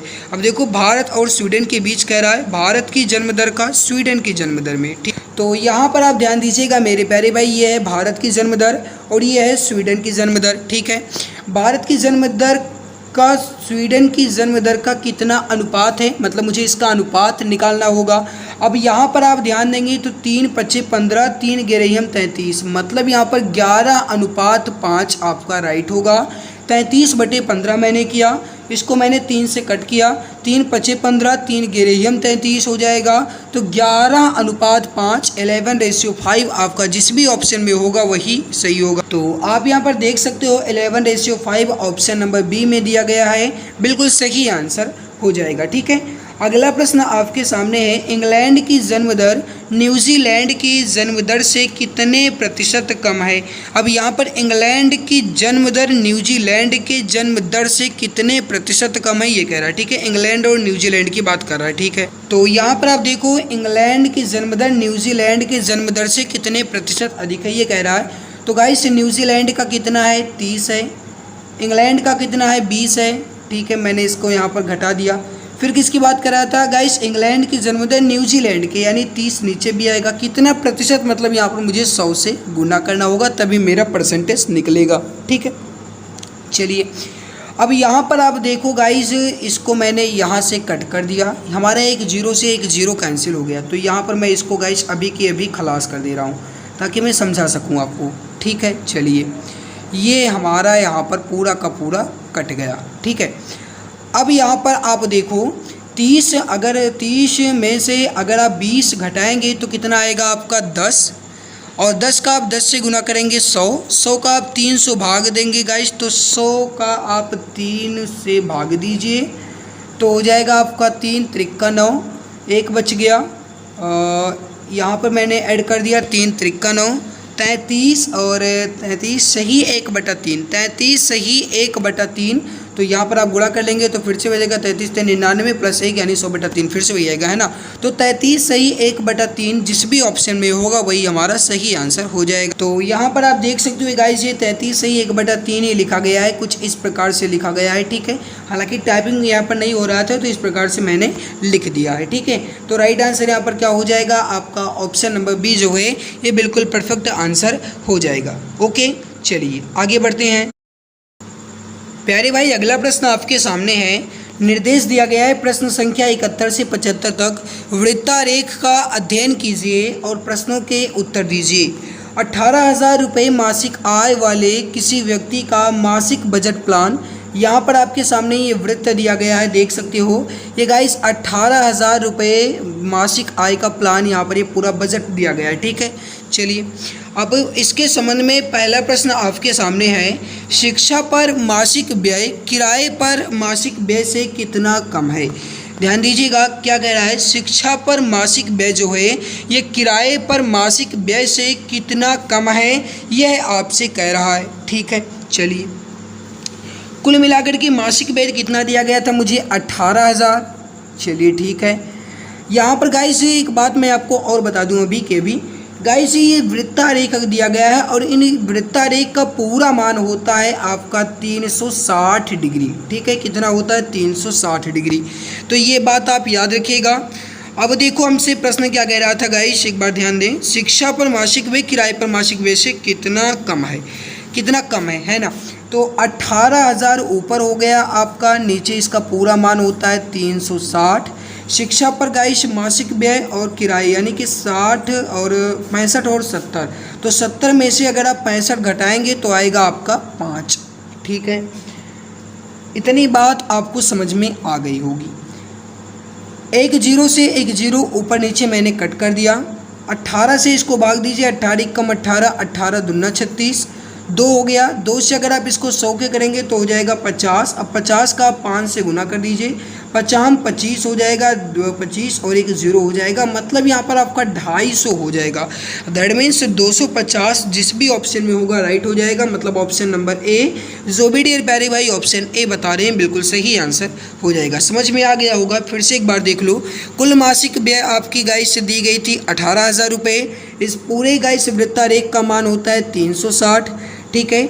और जो गाइस शिक्षा पर मासिक व्यय है और किराए पर मासिक व्यय है, किराए पर मासिक व्यय से मैंने शिक्षा पर मासिक व्यय घटा दिया, यानी 70 में से मैंने 65 को घटाया, आया यहाँ पर मेरा 5। अब इसको गाइस मैंने इसको कट कर दिया, 18 कम 18, 18 दूना 36, 2 को मैंने 100 से भाग दे दिया, 50 आ गया, 50 का मैंने 5 से गुना कर दिया, 250 आपका आंसर आ गया, ठीक है। अगला प्रश्न आपके सामने है, किराए पर व्यय विविध उद्देश्यों के लिए व्यय से कितना % अधिक है। फिर से देखो क्या कह रहा है, किराए पर व्यय विविध उद्देश्यों के लिए व्यय से कितना अधिक है, ठीक है। देखो यहाँ पर आप देखिए गाइस, किराए पर व्यय कितना है 70 है, विविध उद्देश्यों पर व्यय कितना है 40 है, और कितना अधिक है आपसे कह रहा था। तो यहाँ पर अगर आप 70 में से 40 घटाएंगे तो कितना आएगा, 30 आएगा। फिर क्या कह रहा था, किराए पर व्यय विविध उद्देश्यों पर व्यय से कितना अधिक है। तो किस पर बात कर रहा था गाइस, यहाँ पर विविध उद्देश्यों पर, है ना। तो यहाँ पर हो जाएगा आपका 40, कितना प्रतिशत अधिक है, तो यहाँ पर आपका हो जाएगा 100। इतनी बात आपको समझ में आ गई होगी। अब यहाँ पर आप देखो गाइस, अगर मैं इसको कट करूँ तो एक जीरो से एक जीरो कैंसिल हो गया यहीं पर, ठीक है, अच्छी बात है। 30 का 10 से आप गुना कीजिए, हो जाएगा यहाँ पर आपका 300। 300 को मैंने यहाँ पर 4 से भाग दे दिया, 4 सत्ते 28, 2 बच गया, यहाँ पर मैंने जोड़ दिया 4 पंचे 20, मतलब यहाँ पर आपका हो जाएगा 75%। क्या हो जाएगा, 75%। तो जिस भी ऑप्शन में हमारा 75% होगा वही सही आंसर हो जाएगा। तो यहाँ पर आप देख सकते हो 75% आपका ऑप्शन बी में दिया गया है। तो जो भी डियर का ऑप्शन बी आया है बिल्कुल सही हो जाएगा। अगला देखो, विविध पर मासिक व्यय रुपये में कितनी है। विविध पर मासिक व्यय रुपये में कितनी है, यहाँ पर आप पहले देख लो गाइस, वृत्तारेख देखते हैं। तो विविध पर मासिक व्यय रुपये में कितनी है ये आपसे कह रहा है। कुल मान गाइस, कुल मासिक व्यय कितना दिया गया था 18,000, आपने ऊपर देखा ही। इसका पूरे का मान कितना होता है, अभी मैंने आपको बताया गाइस 360, ठीक है, अच्छी बात है। विविध पर मासिक व्यय कितनी है 40 है। अब इसको रुपए में हम कर लेंगे तो यहाँ पर आप देखो एक जीरो से एक जीरो मैंने यहीं से कैंसिल कर दिया। 18 एकम 18, 18 दूना 36, मतलब यहाँ पर हो जाएगा आपका 1000/2 गुने 4। 2 से आप इसको भाग देंगे हो जाएगा 500, 500 का 4 में आप गुना करेंगे कितना हो जाएगा 2000। समझ में आ गया होगा आपको। कितना आपका आ गया टोटल 2000। जिस भी ऑप्शन में होगा वही हमारा सही हो जाएगा। तो आप यहाँ पर देख सकते हैं ऑप्शन नंबर सी आपका बिल्कुल करेक्ट हो जाएगा। अगला देखो, भोजन पर मासिक व्यय रुपए में कितनी है। भोजन पर मासिक व्यय रुपए में कितनी है, आइए हम वृत्तारेख यहाँ पर देख लेते हैं। तो यहाँ पर आप देख लो भोजन पर मासिक व्यय रुपए में कितनी है। 18,000 टोटल आपका है, 360 इसका मान होता है, भोजन पर 105 हो गया। समझ में आ गया होगा कि मैं ऐसा क्यों लिख रहा हूँ, ठीक है, क्योंकि गाइस विविध पर पूछा गया था, उसी के बेस पर भोजन पर पूछ लिया गया है, ठीक है। समझ में आ गया आपको। एक जीरो से एक जीरो यहाँ पर कैंसिल कर दिया। 18 एकम 18, 18 दूना 36, चलिए 100/2 गुना 105। ओके, 2 से आप इसको गाइस कट करेंगे 50 बार जाएगा, तो 50 और 105 का आप गुना कर दीजिए। तो यहाँ पर गाइस 50 का 105 से नहीं बल्कि हम 105 का 5 से गुणा कर देंगे और उसके बाद जीरो ऐड कर देंगे, ठीक है। तो 5 गुणे 105, 25 के 5 हासिल 2, 5 जीरो 0 यानी कि 2 के 2 और 5 एकम 5 और पीछे हम एक जीरो ऐड कर देंगे क्योंकि मुझे 50 से करना था। तो 5250 जिस भी ऑप्शन में होगा वही हमारा सही हो जाएगा। तो यहाँ पर आपका राइट क्या हो जाएगा, ऑप्शन नंबर डी बिल्कुल परफेक्ट हो जाएगा। अगला देखो, मासिक बचत शिक्षा पर मासिक व्यय से कितना अधिक है। क्या कह रहा है, मासिक बचत शिक्षा पर मासिक व्यय से कितना अधिक है। देख लेते हैं यहाँ पर। तो कुल मिलाकर के मान कितना था मेरे प्यारे भाई, 18,000। अच्छी बात है। 360 पूरा मान आता है, मैंने आपको बताया ही। अब देखो यहाँ पर मासिक व्यय और फिर शिक्षा पर व्यय से कितना अधिक है। अगाइस मासिक व्यय मतलब कुल मिलाकर के बजट, शिक्षा पर 65, 80 माइनस 65, इसका गाइस यहाँ पर अगर मतलब अंतर निकालेंगे तो आएगा 15। यहाँ पर मैंने लिख दिया 15, ठीक है। एक जीरो से एक जीरो कैंसिल हो जाएगा। 18 एकम 18, 18 दूना 36, 100/, कितना हो जाएगा आपका 2 और गुने 15। 2 से आप इसको कैंसिल कर दीजिए मेरे प्यारे भाई, 50 बार जाएगा। 50 का आप 15 से गुना कीजिए, तो 50 गुने 15, 15 पच्चीस 75 और एक जीरो आपका हो जाएगा, मतलब 750 रुपये आपका सही आंसर हो जाएगा, ठीक है। समझ में आ रहा होगा। हो सकता है कि मैं थोड़ा तेज चल रहा हूँ तो आप स्पीड स्लो कर लीजिएगा। 750 जिस भी ऑप्शन में है, ऑप्शन सी बिल्कुल सही आंसर हो जाएगा। तो ये हमारा वृत्तारेख से संबंधित क्वेश्चन कंप्लीट हुआ। अब आगे हम देखते हैं और क्या दिया गया है। प्रश्न संख्या 76 से 80 दिए गए प्रश्न निम्नांकित तालिका पर आधारित है। तालिका को पढ़ करके प्रश्न के उत्तर देना है। ये रहा आपके सामने तालिका और इसको गाइस पढ़ना है, नीचे दिए गए प्रश्न का उत्तर देना है, ठीक है। लेकिन उससे पहले अगर आपने अभी तक क्लास को लाइक नहीं किया है तो जो भी डियर क्लास को लाइक नहीं किया मैं लाइक जरूर कर देंगे। जो चैनल पर पहली बार विजिट किया मैं सब्सक्राइब कर लेंगे ताकि आने वाली हर एक नई वीडियो की नोटिफिकेशन आपको टाइम टू टाइम मिला करे। तो ध्यान दीजिए गाइस, क्वेश्चन नंबर 76 में क्या कह रहा है, चावल का प्रतिवर्ष औसत कितना है। चावल का प्रतिवर्ष औसत कितना है। ये रहा आपका प्रतिवर्ष और ये रहा आपके सामने चावल। औसत की बात कर रहा है, मतलब इन दोनों गाइस ये पूरा का पूरा सभी वर्षों का योग और उसके बाद में कितने वर्ष हैं उसका भाग, ठीक है। चलिए अच्छी बात है। 230 धन 228 धन 235 धन 210 धन 225 धन 228, इसको पूरा को अगर आप ऐड करेंगे या फिर अगर आप इन सभी को पूरा का पूरा जोड़ेंगे गाइस तो ये आएगा आपका कुल मिलाकर के 1356। कितना आएगा 1356, जोड़ लीजिएगा आप, ठीक है। और कुल मिलाकर के वर्ष कितने दिए गए, यहाँ पर 6 दिए गए, 6 से इसको हम भाग दे देंगे। ओके, इतनी बात आपको समझ में आ गई होगी। तो 6 कम 6 दूनी 12, एक बच गया यहाँ मैंने जोड़ दिया, फिर 6 दूनी 12, 3 बच गया यहाँ मैंने जोड़ दिया, 6 36, तो 226 और यहाँ पर गाइस कुल मिलाकर के कितने में दिए गए थे, सारे के सारे यहाँ पर माप टन में दिए गए थे। तो 226 टन जिसमें भी ऑप्शन में है, ऑप्शन बी में बिल्कुल सही आंसर हो जाएगा। समझ में आ गया होगा आपको। अगला देखो, 1995-96 में पिछले वर्ष की अपेक्षा गेहूं उपज में कितने % की कमी।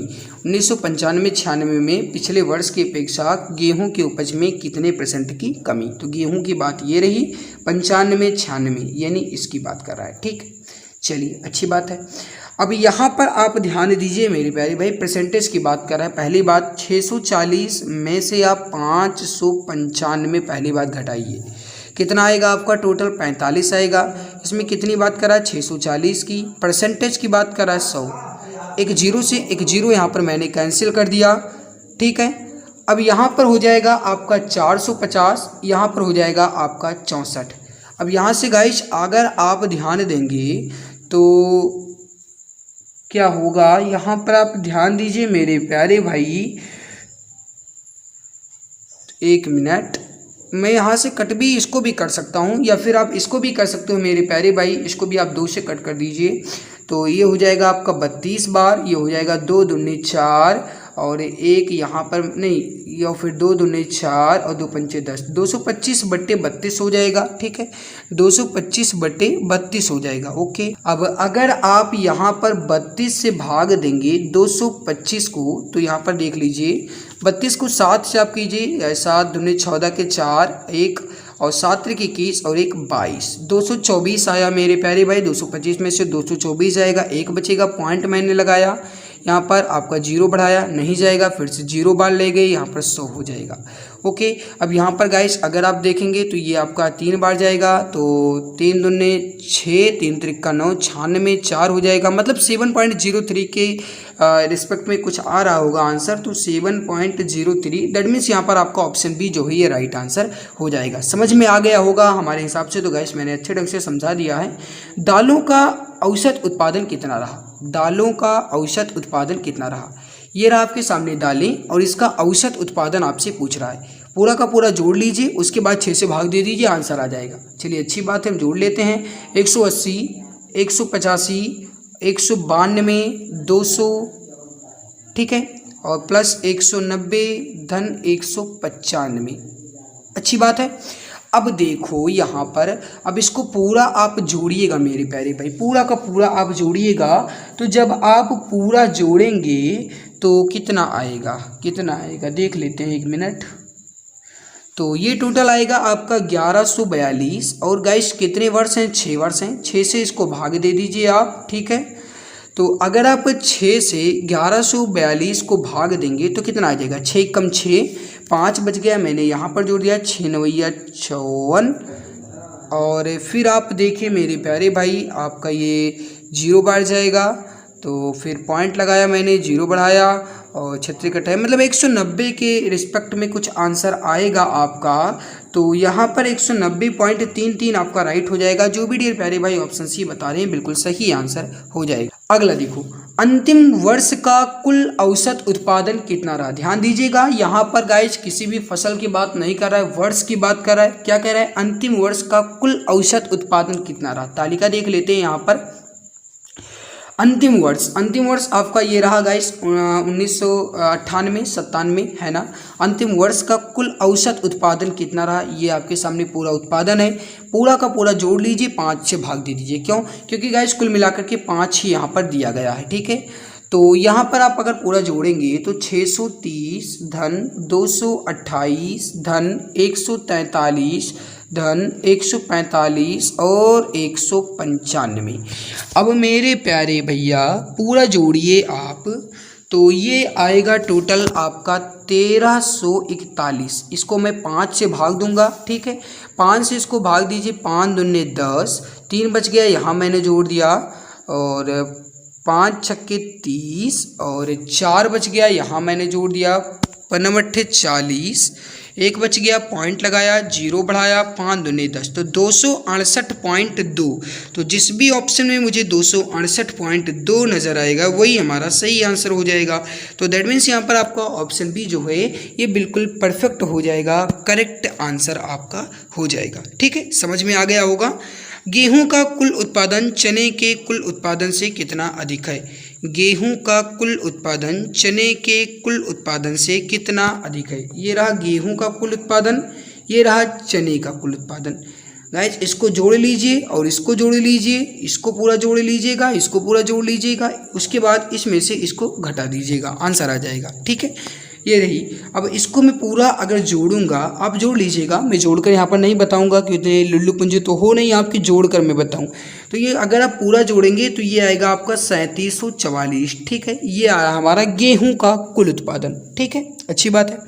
चने का कुल उत्पादन, इसको अगर आप पूरा जोड़ेंगे मेरे प्यारे भैया तो ये आएगा आपका 852, ठीक है, 852।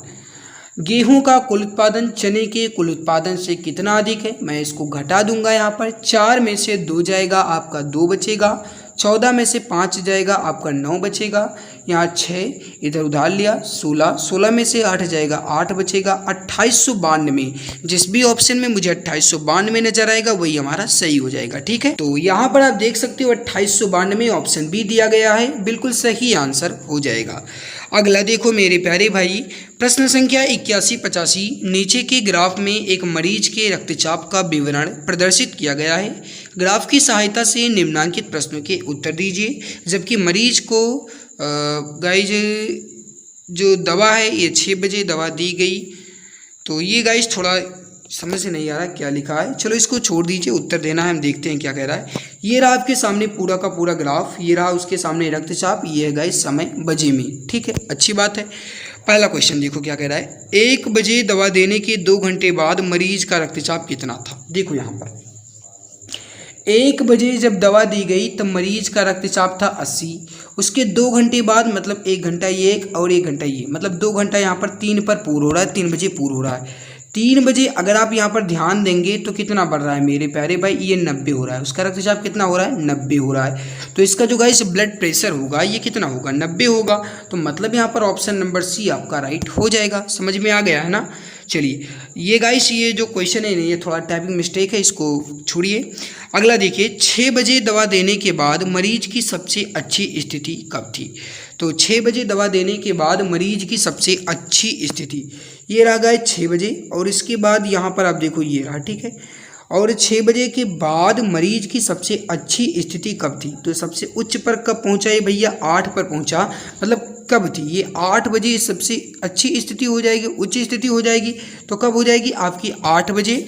तो जिस भी ऑप्शन में मुझे 8 बजे नजर आएगा वही हमारा सही हो जाएगा। दैट मीन्स यहाँ पर आप देखो ये तो गाइस गलत ही है, 8 बजे ऑप्शन नंबर डी यहाँ पर आपका बिल्कुल सही आंसर हो जाएगा। ठीक है गाइस, क्लास खत्म होने के बाद कमेंट सेक्शन में ये ज़रूर बताइएगा कि आपको ये हमारी क्लास कैसी लगी, मेहनत हमारी आप सभी को कैसी लगी। क्लास खत्म होने के बाद अपनी राय जरूर दीजिएगा। अगला देखो, 1 बजे वाली दवा का असर कितने बजे घटना शुरू हुआ। अब देख लेते हैं 1 बजे वाली दवा का असर कितने बजे घटना शुरू हुआ। यहाँ पर आप देखो 1 बजे वाली दवा का असर यहाँ से शुरू हुआ और यहाँ से घटना शुरू हुआ। कितने बजे से भैया घटना शुरू हुआ। तो यहाँ पर आप देख सकते हो मेरे प्यारे भाई ये कितने बजे से घटना शुरू हुआ। यहाँ पर देखो 4 बजे से। क्यों, क्योंकि फिर से देखो 1 बजे दवा का असर यहाँ से चढ़ा और उसके बाद देखो गाइस यहाँ से चढ़ता गया चढ़ता गया चढ़ता गया चढ़ता गया और उसके बाद ये यहाँ से नीचे हो गया। मतलब 4 बजे गाइस इसका दवा का असर क्या है, ये कम हो गया। तो यहाँ पर 4 बजे जिस भी ऑप्शन में होगा हमारा ना वही सही हो जाएगा। ये रहा आपके सामने ऑप्शन ए राइट हो जाएगा। अगला देखो, 6 बजे वाली दवा का असर कितने बजे घटना शुरू हुआ। 6 बजे वाली दवा का असर भैया ये 6 बजे हमारी दवा शुरू हुई, घटना कब शुरू हुआ, 8 बजे से। बहुत आसान है, बहुत आसान है, बहुत आसान क्वेश्चन है। इस तरीके से क्वेश्चन आ जाए ना तो फोड़ के आ जाना एग्जाम में। बहुत आसान सारे क्वेश्चन है। ये रहा मैथमेटिक्स से संबंधित क्वेश्चन है, बहुत ईजी क्वेश्चन है, ये भी बहुत ईजी है। थोड़ा सा दिमाग लगाना है बस। इसका आंसर आप बताएंगे, राइट आंसर क्या हो जाएगा। तब तक आप सभी प्यारे भाई बहन जिसने क्लास को लाइक नहीं किया है वह लाइक कर देंगे, जो चैनल पर पहली बार विजिट किया मैं सब्सक्राइब कर लेंगे। देखो यहाँ पर आप देखो गाइस, अगर आप इसके हल करें तो ध्यान दीजिएगा, आप इसमें गाइस दोनों पक्षों का वर्ग कर दीजिए। क्या करेंगे आप, दोनों पक्षों का वर्ग करेंगे। यहाँ पर मैं इसका स्क्वायर कर देता हूँ, इसका स्क्वायर कर देता हूँ। इसका अगर आप स्क्वायर करेंगे तो स्क्वायर से ये रूट हट जाएगा, तो बचेगा हमारा 1 + x/16। Okay, is equal to यहाँ पर अगर आप 13 का स्क्वायर करेंगे तो ये हो जाएगा हमारा 169, और अगर 4 का स्क्वायर करेंगे तो ये हमारा हो जाएगा 16। ओके, अच्छी बात है। फिर आप देखो गाइस यहाँ पर इस एक का हम यहाँ पर क्या कर देंगे, पक्षांतर कर देंगे। क्या कर देंगे, तो यहाँ पर आपको ये समझ में आ ही गया होगा। ठीक है, वो कट गया था, चलिए गाइस माफ़ कीजिएगा। देखो 1 + x/16 हमारा आया था, 13 3 169 आया था, 4 चौके 16 आया था। इतनी आपको समझ में आ गई थी बात। एक का मैं यहाँ पर क्या करूँगा, पक्षांतर करूँगा। इधर आएगा हमारा किस में हो जाएगा, माइनस में हो जाएगा। ठीक है, अच्छी बात है। यहाँ पर मैं इसको एक को अभी के अभी खलास कर दे रहा हूँ और इस एक को मैं यहाँ पर क्या कर दे रहा हूँ भैया, ऐड कर दे रहा हूँ, जो कि माइनस में होगा। इतनी बात आपको समझ में आ गई होगी। इस एक का गाइस आप इसके साथ गुना कीजिए या कहा जाए एलसीएम लीजिए, बात एक ही है। यहाँ पर 16 हो जाएगा, ये पूरे के बटे हो जाएगा, ये पूरे के बटे हो जाएगा। 169 में से आप 16 घटाइए, कितना हो जाएगा आपका यहाँ पर 1/16 बराबर हो जाएगा आपका 153/16। क्यों? क्योंकि 169 में से अगर आप 16 घटाएंगे तो 153 आएगा। 16 से 16 कट जाएगा, x बराबर हमारा कितना आ गया 153। तो जिस भी ऑप्शन में 153 है बिल्कुल सही हो जाएगा। समझ में आ गया ना? फिर से एक बार देख लो आप गाइस, दोनों पक्षों का वर्ग कीजिए, ठीक है, इसका वर्ग इसका वर्ग, ये वर्ग से गाइस ये हमारा रूट कट गया, 1/x बचा, यहाँ पर 16 बचा। 13 का वर्ग मैंने किया 169 आया, 4 का वर्ग किया मैंने 16 आया। इसका 1 का गाइस हमने इसका 1 का यहाँ पर मैंने पक्षांतर कर दिया। इस 16 का गाइस मैंने इसमें गुना किया, 16 हो गया, ये पूरे के बटे हो गया 16 हो गया, ठीक है। 169 में से मैंने 16 घटा दिया, यहाँ पर आपका बच गया 53 और यहाँ से 16 से 16 कैंसिल हो जाएगा, x बराबर 53 यानी 153 यहाँ पर आपका राइट आंसर हो जाएगा, ठीक है। अगला देखो, ये आपके सामने सॉल्यूशन है, पीडीएफ के साथ आपको मिल जाएगा। पीडीएफ के बारे में आप जानते ही हैं, कहाँ पर पीडीएफ मिलेगा मैंने पहले भी बता रखा है, टेलीग्राम पर आपको मिलेगा। अब देखो ये वाला गाइज, अगर आप इस क्वेश्चन को ध्यान देंगे, थोड़ा सा दिमाग को प्रेशर डालेंगे तो बहुत आसानी से हो जाएगा। देखो 0.07 का स्क्वायर है, फिर माइनस है 0.03 का स्क्वायर, फिर वही नीचे है 0.07 माइनस 0.03, ओके 0.07। अब आप अगर इसका वर्ग करेंगे तो बहुत ही लंबा लग तो जाएगा लेकिन लेंथी बहुत हो जाएगा, लेकिन हमें एग्जाम में इतना टाइम नहीं मिलता। यहाँ पर ध्यान देंगे तो ये है आपका a का स्क्वायर, ये है आपका b का स्क्वायर, ये है आपका a, ये है आपका माइनस b। तो a square minus b square का फॉर्मूला आप जानते ही हैं क्या होता है। यहाँ पर मैं लिख भी दे रहा हूँ मेरे प्यारे भाई, क्यों जल्दबाजी करें। a square minus b square बराबर होता है आपका एक ब्रैकेट में a प्लस b और एक ब्रैकेट में आपका a माइनस b। तो ये हो जाएगा आपका a प्लस b और ये हो जाएगा आपका a माइनस b और नीचे है a माइनस b में। क्यों? क्योंकि ये a पूरा मैंने माना, इसको मैंने पूरा b माना, तो ये हमारा a है, ये हमारा b है, तो a माइनस b हो गया। इतनी बात आपको समझ में आ गई होगी। a माइनस b से a माइनस b हमारा यहाँ पर कट गया, क्या बचा हमारा a plus b, a plus B हमारा बचा है ना, तो यहाँ पर a प्लस बी मैंने लिख लिया। फिर देखो a यहाँ पर हमारा है 0.07 प्लस लगाया, b हमारा है 0.03। अगर आप पूरा ऐड करेंगे तो 7 और 3 10 यानी 0.110 यानी 10, मतलब यहाँ पर 0.10 वाला ऑप्शन आपका बिल्कुल राइट होगा, करेक्ट हो जाएगा आपका ऑप्शन नंबर बी। इतनी बात आपको समझ में आ गई होगी मेरे प्यारे भाई। अगला देखो, ये आप देखो हो सकता है कि क्लास आपकी थोड़ी लंबी होती जा रही हो, लेकिन आप इसकी भी चिंता बिल्कुल ना करें, क्योंकि समझाना का हमारा जिम्मेदारी कि मैं आपको समझा सकूं, इसी वजह से हो सकता है कि क्लास थोड़ी लंबी हो जाए, लेकिन बिल्कुल चिंता ना करो। देखो 120 रुपये का 4%, 120 रुपये का 4% आपसे कह रहा है, ठीक है। और फिर क्या कह रहा है कि 80 रुपये का 3% स्टॉक में कौन सा निवेश बेहतर है, यह आपसे कह रहा है। 120 का हम 4% पहले निकाल लेते हैं और यहाँ पर 100 से कर देंगे, ये कट गया 0 से 0, ठीक है। तो यहाँ पर 12 का 4 से आप गुना करेंगे तो हो जाएगा आपका 48/10, अगर आप इसका भाग देंगे तो हो जाएगा आपका 4.8, ठीक है। तो यहाँ पर 120 वाला हमारा कितना आया भैया 4.8। चलिए इसको एक साइड में रख देते हैं। 80 का आप 3% निकाल लीजिए, यहाँ पर 80 गुना 3/100, 1 से 1 यहाँ पर कट जाएगा, 8 त्रिक 24 हो जाएगा। 24 को हम 10 से भाग देंगे, 2.4 हमारा 80 वाला आ जाएगा। अच्छी बात है।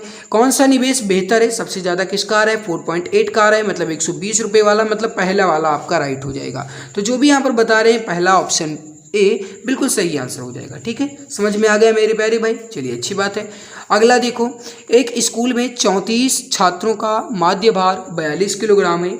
यदि अध्यापक का भार भी शामिल कर दिया जाए तो माध्य भार 400 ग्राम बढ़ जाता है। अध्यापक का भार किलोग्राम में ज्ञात कीजिए। ध्यान दीजिएगा, एक स्कूल में 34 छात्रों का माध्य भार कितना है 42 किलोग्राम है। अब अगर यहाँ पर अध्यापक का भार हमसे पूछ रहा है, अगर यहाँ पर गाइस हम अध्यापक का भार निकालें तो इसमें जितना माध्य भार है उतना में हम जोड़ेंगे जो गाइस संख्या है छात्र की और अध्यापक दोनों की संख्या, जितनी वृद्धि हुई है उसका यहाँ पर हम गुना कर देंगे, आंसर बिल्कुल आसानी से आ जाएगा। देखो ध्यान दीजिएगा, माध्य भार कितना है 42 है, प्लस मैंने किया, इसमें अध्यापकों की और छात्रों की संख्या कितनी है 34 छात्र हैं और एक अध्यापक है, मतलब यहाँ पर 35 हो गया, ठीक है। अच्छी बात है। गाइस वृद्धि कितनी हो रही है माध्य भार में, यहाँ पर 400 ग्राम, ये हो गया आपका 400। इतना आपको समझ में आ गया होगा। अब आप बोर्ड मास के रूल को आपने पढ़ा होगा, उसमें क्या कह रहा है, पहले गुना होगा उसके बाद जोड़ होगा। 35 का आप 400 से गुना करेंगे, आएगा आपका 42 प्लस 1400, कितना आएगा, 1400 आएगा। अब ध्यान दीजिएगा, हमसे किलोग्राम में पूछ रहा था, तो यहाँ पर अगर आप ध्यान देंगे तो 1400 को अगर आप किलोग्राम में बदलेंगे तो गाइस 1000 से आप भाग दे देंगे, ऐसे ही तो है। 1000 से मतलब 0 से 0 कैंसिल हो जाएगा, मतलब यहाँ पर हमारा कितना बचेगा भैया, यहाँ पर हमारा टोटल बचेगा 14। अब 42 में आप 14 जोड़ दीजिए, आपका सही आंसर हो जाएगा। 4 और 2 6, 4 और 1 5, मतलब 56 यहाँ पर राइट हो जाएगा। That means option number D बिल्कुल करेक्ट आंसर हो जाएगा। समझ में आ गया होगा। हमसे अध्यापक का भार पूछ रहा था, अध्यापक का भार निकालने के लिए कुल भार में गाइस हम जोड़ेंगे अध्यापकों की संख्या, छात्रों की संख्या, उसके बाद जितने बाद भार में वृद्धि हो रही है उसको जोड़ेंगे। किलोग्राम में हमसे पूछा जा रहा था, 1000 से मैंने भाग दे दिया, 42 आया और प्लस 14 आया, 42 14 को मैंने जोड़ दिया, 56 हमारा सही आंसर आ गया। ठीक है, समझ में आ गया मेरे प्यारे भाई। चलिए अगला देखो गाइस, ये क्वेश्चन क्या कह रहा है, क्वेश्चन नंबर 90 है। बहुत ईजी क्वेश्चन है, ये हमसे सिंप्लीफिकेशन वाला क्वेश्चन है। क्या कह रहा है, 3 के घात में 0 है और 3 के घात में -1 है। अब आप सभी जानते हैं, अगर किसी भी संख्या के घात में अगर 0 हो या गाइस 1 के घात में 0 है तो आपने रूल पढ़ा है, उसका मान 1 होता है।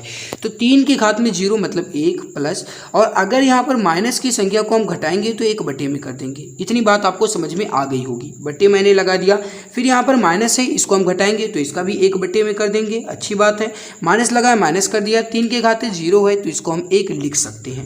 इतनी बात आपको समझ में आ गई होगी। ठीक है, 3 कम 3 और 1 4 बटे 3 हो जाएगा, बटा पूरे का है, पूरे के बटे, और 1 3 कम 3 माइनस 3 और 1 यानी कि माइनस का 2 और बटे 3। इतनी बात आपको समझ में आ गई होगी। 3 दूने 6, यहाँ पर हो जाएगा आपका -6, 4 3 12, ये हो गया आपका 12। तो 12 यहाँ पर हो जाएगा माइनस का 12 बटे 6, 6 कम 6 6 दूनी 12, माइनस का 2 यहाँ पर आपका राइट होगा। जो भी डियर प्यारे भाई ऑप्शन नंबर ए बता रहे हैं बिल्कुल सही हो जाएगा। मैंने आपको बताया ना, 3 के घात में अगर 0 है तो इसका मान 1 होता है। ये माइनस में है, इसको मैंने 1 बटे 3 कर दिया है। ये 3 के घात में इसको मैंने 1 बटे 3 कर दिया, इसका मान भी 1 होता है। अब आप इसमें जो चिन्ह दिया गया उसके आधार पर लगा लेना, मैंने बता दिया है। फिर से अगर आप नहीं समझ पाए तो मैं बता रहा हूँ। ठीक है, अगला देखो, अगला आपसे क्या कह रहा है गाइस, ये आपका इंग्लिश में आ गया है। In the following passage some of the words have been left out, read the passage carefully and select the correct answer for the given blank out of the 4 alternative. फिर यहाँ पर आपके सामने दिया गया है, ये पूरा पढ़ना है, पूरा पढ़ लीजिएगा आप। ठीक है, मैं पूरा पढ़ूंगा गाइस, वैसे भी मैंने हिंदी पूरा पढ़ा है, यहाँ पर भी पूरा पढ़ेंगे। इसमें तो आपके बहुत सारे क्वेश्चन है, लगभग 4-5 क्वेश्चन है, पूरा पढ़ेंगे तो टाइम ही आपका वेस्ट होगा। तो यहाँ पर आपको मैं बता दे रहा हूँ इसका आंसर, आप देख लीजिएगा। इसका देखो, दी डैश है of energy in India are made from both commercial requirements, यहाँ पर राइट होगा। ठीक है, महत्वपूर्ण की बात कर रहा है। ओके, तो रिक्वायरमेंट्स यहाँ पर आपका राइट हो जाएगा। आप ये ऊपर का पूरा गाइस रीड पूरा पैसेज पढ़ लीजिएगा, उसके बाद आप यहाँ पर मिलान कीजिएगा, रिक्वायरमेंट्स ही आएगा आपका आंसर। ठीक है, मैं पूरा पढ़ कर बताऊंगा भैया तो बहुत ज़्यादा टाइम वेस्ट होगा, और उतना टाइम वेस्ट करना उचित बिल्कुल भी नहीं है। अब इसका आंसर आप देख लो, यहाँ पर मैं बता दे रहा हूँ। दी मोस्ट डैश है the source of energy today are coal and natural gas, important है, महत्वपूर्ण है, राइट हो जाएगा आपका ऑप्शन नंबर ए, यहाँ पर आपका बिल्कुल सही हो जाएगा। ठीक है, अगला देखो, जो आपके इंपॉर्टेंट क्वेश्चन है वो मैं यहाँ पर सॉल्व करवा दे रहा हूँ। ये तो आप पैसेज को पढ़ करके आंसर बिल्कुल आसानी से बता ही सकते हो, इसमें गाइस बताने की क्या जरूरत है। क्वेश्चन नंबर 93 भी आप देख लो, आंसर बता रहे हैं। On the other hand firewood cow dung cake and vegetable waste it is that non commercial forms of energy. इसका सही आंसर हो जाएगा गाइस, वो हो जाएगा आपका कॉन्स्टिट्यूट्स। क्या हो जाएगा, ऑप्शन नंबर डी, यहाँ पर आपका बिल्कुल सही आंसर हो जाएगा। अगला है, अब अगला देखो, while non commercial form of energy dash demand. इसका सही आंसर हो जाएगा आपका मेरे प्यारे भाई, हो जाएगा मीट, ऑप्शन नंबर बी बिल्कुल करेक्ट आंसर हो जाएगा। फिर quail is the dash source of commercial energy in largest, यानी विशालतम हो जाएगा यहाँ पर आपका राइट आंसर, डी आंसर आपका बिल्कुल परफेक्ट हो जाएगा। ठीक है, इतनी बात आपको समझ में आ गई होगी। अब देखो, यहाँ पर आप देखो गाइस, ये रीजनिंग से रिलेटेड क्वेश्चन है, इसको समझिएगा। निर्देश है, निम्न प्रश्न में 5 शब्द दिए गए हैं, कौन सा शब्द बिल्कुल बीच में आएगा यदि सभी शब्दों को अंग्रेजी की वर्णमाला के क्रम में व्यवस्थित किया जाता है। डिक्शनरी के क्रम में पहले व्यवस्थित करेंगे और उसके बाद बीच में आने की बात कर रहा है। नंबर 1 पर पहले आप देखो, यहाँ पर ध्यान दीजिएगा आप, बिल्कुल बहुत आसान है, बहुत आसान है। नंबर 1 पर यहाँ पर आपका आएगा पैरासाइट, ये आपका हो गया है मेरे प्यारे भाई नंबर 1 पर। और नंबर 2 पर आएगा आपका वो आएगा पार्टी, ठीक है। नंबर 3 पर आएगा मेरे प्यारे भाई आपका वो आएगा क्या आएगा, क्या आएगा बताइए, पेस्ट आएगा। और नंबर 4 पर आपका आएगा पीटल, क्या आएगा भैया, पीटल। और नंबर 5 पर प्रिक। ये बात आपको समझ में आ गई होगी। डिक्शनरी से आप मिलान कर लीजिएगा भैया। पहले तो आएगा आपका PAR, फिर उसके बाद ए आएगा, है ना, टी तो आने का नहीं, उसके बाद आर के बाद फिर एस तो आएगा, है। तो मतलब ए 1 2 4 5 3 इस तरीके से हुआ। अब आप यहाँ पर लिख लो 1 2 3 4 और 5, बीच में कह रहा, बीच में हमारा तीसरा शब्द आया, तीसरे पर क्या आया हमारा पेस्ट, मतलब ऑप्शन डी यहाँ पर आपका राइट हो जाएगा। समझ में आ गया होगा। या आप जिस भी लॉजिक लगाना चाहें, जिस तरीके से भी लॉजिक लगाना चाहें लगा सकते हैं। अगला देखो, ये प्रश्न क्या कह रहा है, रीजनिंग का ये भी क्वेश्चन है। क्वेश्चन क्या कह रहा है, 6 मित्र हैं MNOP तथा R एक वृत्त में खड़े हैं। N जो है वह ओके, चलो अभी यहाँ पर छोड़ो। क्या कह रहा है, 6 मित्र हैं, चलिए अच्छी बात है। यहाँ पर पहले हमें एक वृत्त बना लेते हैं। ये लीजिए भैया, ये रहा आपके सामने पूरा का पूरा वृत्त। ये मैंने बीच में इसका सेंटर रख दिया। 6 मित्र हैं, 1 हो गए, 2 हो गए, 3 हो गए, 4 हो गए, 5 हो गए, 6 हो गए।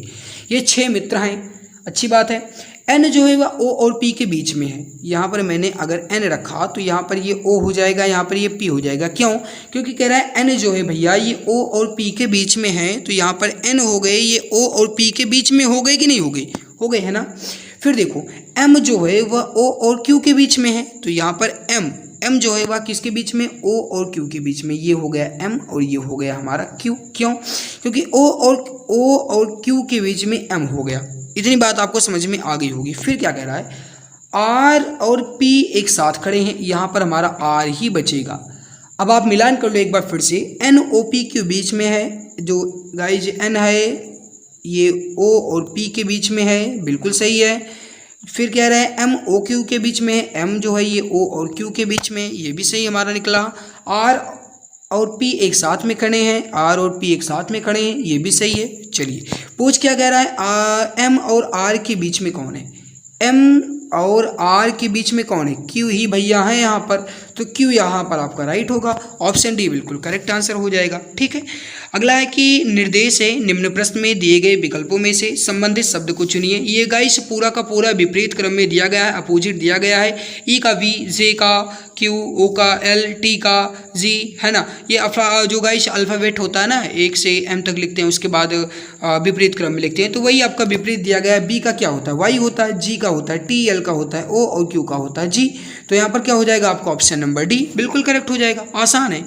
अगला देखो क्वेश्चन नंबर 99 क्या कह रहा है, निर्देश है, निम्न प्रश्न में दिए गए विकल्पों में से लुप्त संख्या ज्ञात करना है। ये आपके सामने ऑप्शन है, लुप्त संख्या ज्ञात करना है। थोड़ा सा लॉजिक लगाना है, दिमाग लगाना है। अब यहाँ पर आप ध्यान देंगे तो 10 8 का आप गुना कीजिए, कितना हो जाएगा आपका 80। इसमें हमें 5 जोड़ देना है, कितना हो गया हमारा 85, ठीक है। 7 का 7 से गुना करेंगे हो जाएगा 49।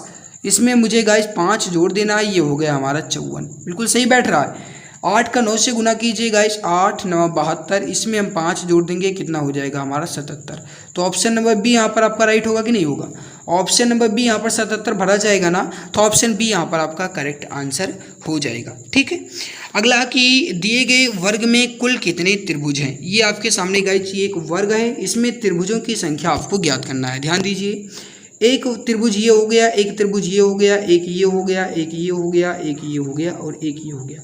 तो 1 2 3 4 5 और 6 हो गया पूरा, 6 हो गया पूरा कि नहीं हो गया 6। और ये आपका पूरा बड़ा सा दिख रहा है ना पहाड़ जैसा, ये हो गया आपका 7। और ये कि ये उल्टा पड़ा हुआ है, ये उल्टा पड़ा हुआ है, ये हो गया आपका 8। समझ में आ गया। ध्यान दीजिए यहाँ पर आप ऑप्शन में है कि नहीं, 8 है। देखो 1 हो गया, 2 हो गया, 3 हो गया, 4 हो गया, 5 हो गया, 6 हो गया, ये पूरा आपका 7 हो गया, ये पूरा आपका 8 हो गया। तो ऑप्शन नंबर सी यहाँ पर आपका बिल्कुल राइट हो जाएगा। तो यहाँ पर मैंने गाइस 100 क्वेश्चन पूरे कंप्लीट कर लिए, यूपीट्रिपल पीईटी के मॉक टेस्ट पूरे मैंने कंप्लीट कर लिए। अब आपको कमेंट में ये हमें बताना है कि हमारी मेहनत आप सभी को कैसी लगी, मैं आपको अच्छे ढंग से समझा पाया या नहीं, कमेंट में ज़रूर बताइएगा। अगर अच्छी लगी तो लाइक करके ही जाइएगा। और गाइस अगर आप चैनल पर पहली बार आए तो सब्सक्राइब कर लीजिएगा ताकि आपको इसी तरीके से डेली इसी तरीके से बेहतर मॉक टेस्ट मिलता रहे। इसकी पीडीएफ आपको हमारे टेलीग्राम पर मिलेगी, जाकर के आप चेक कर लेना, ठीक है। आपका स्कोर कितना रहा कमेंट में जरूर बताना, अच्छी लगी तो लाइक जरूर कीजिएगा मेरे प्यारे भाई। मिलते हैं दूसरे नए वीडियो में, तब तक के लिए बहुत बहुत धन्यवाद।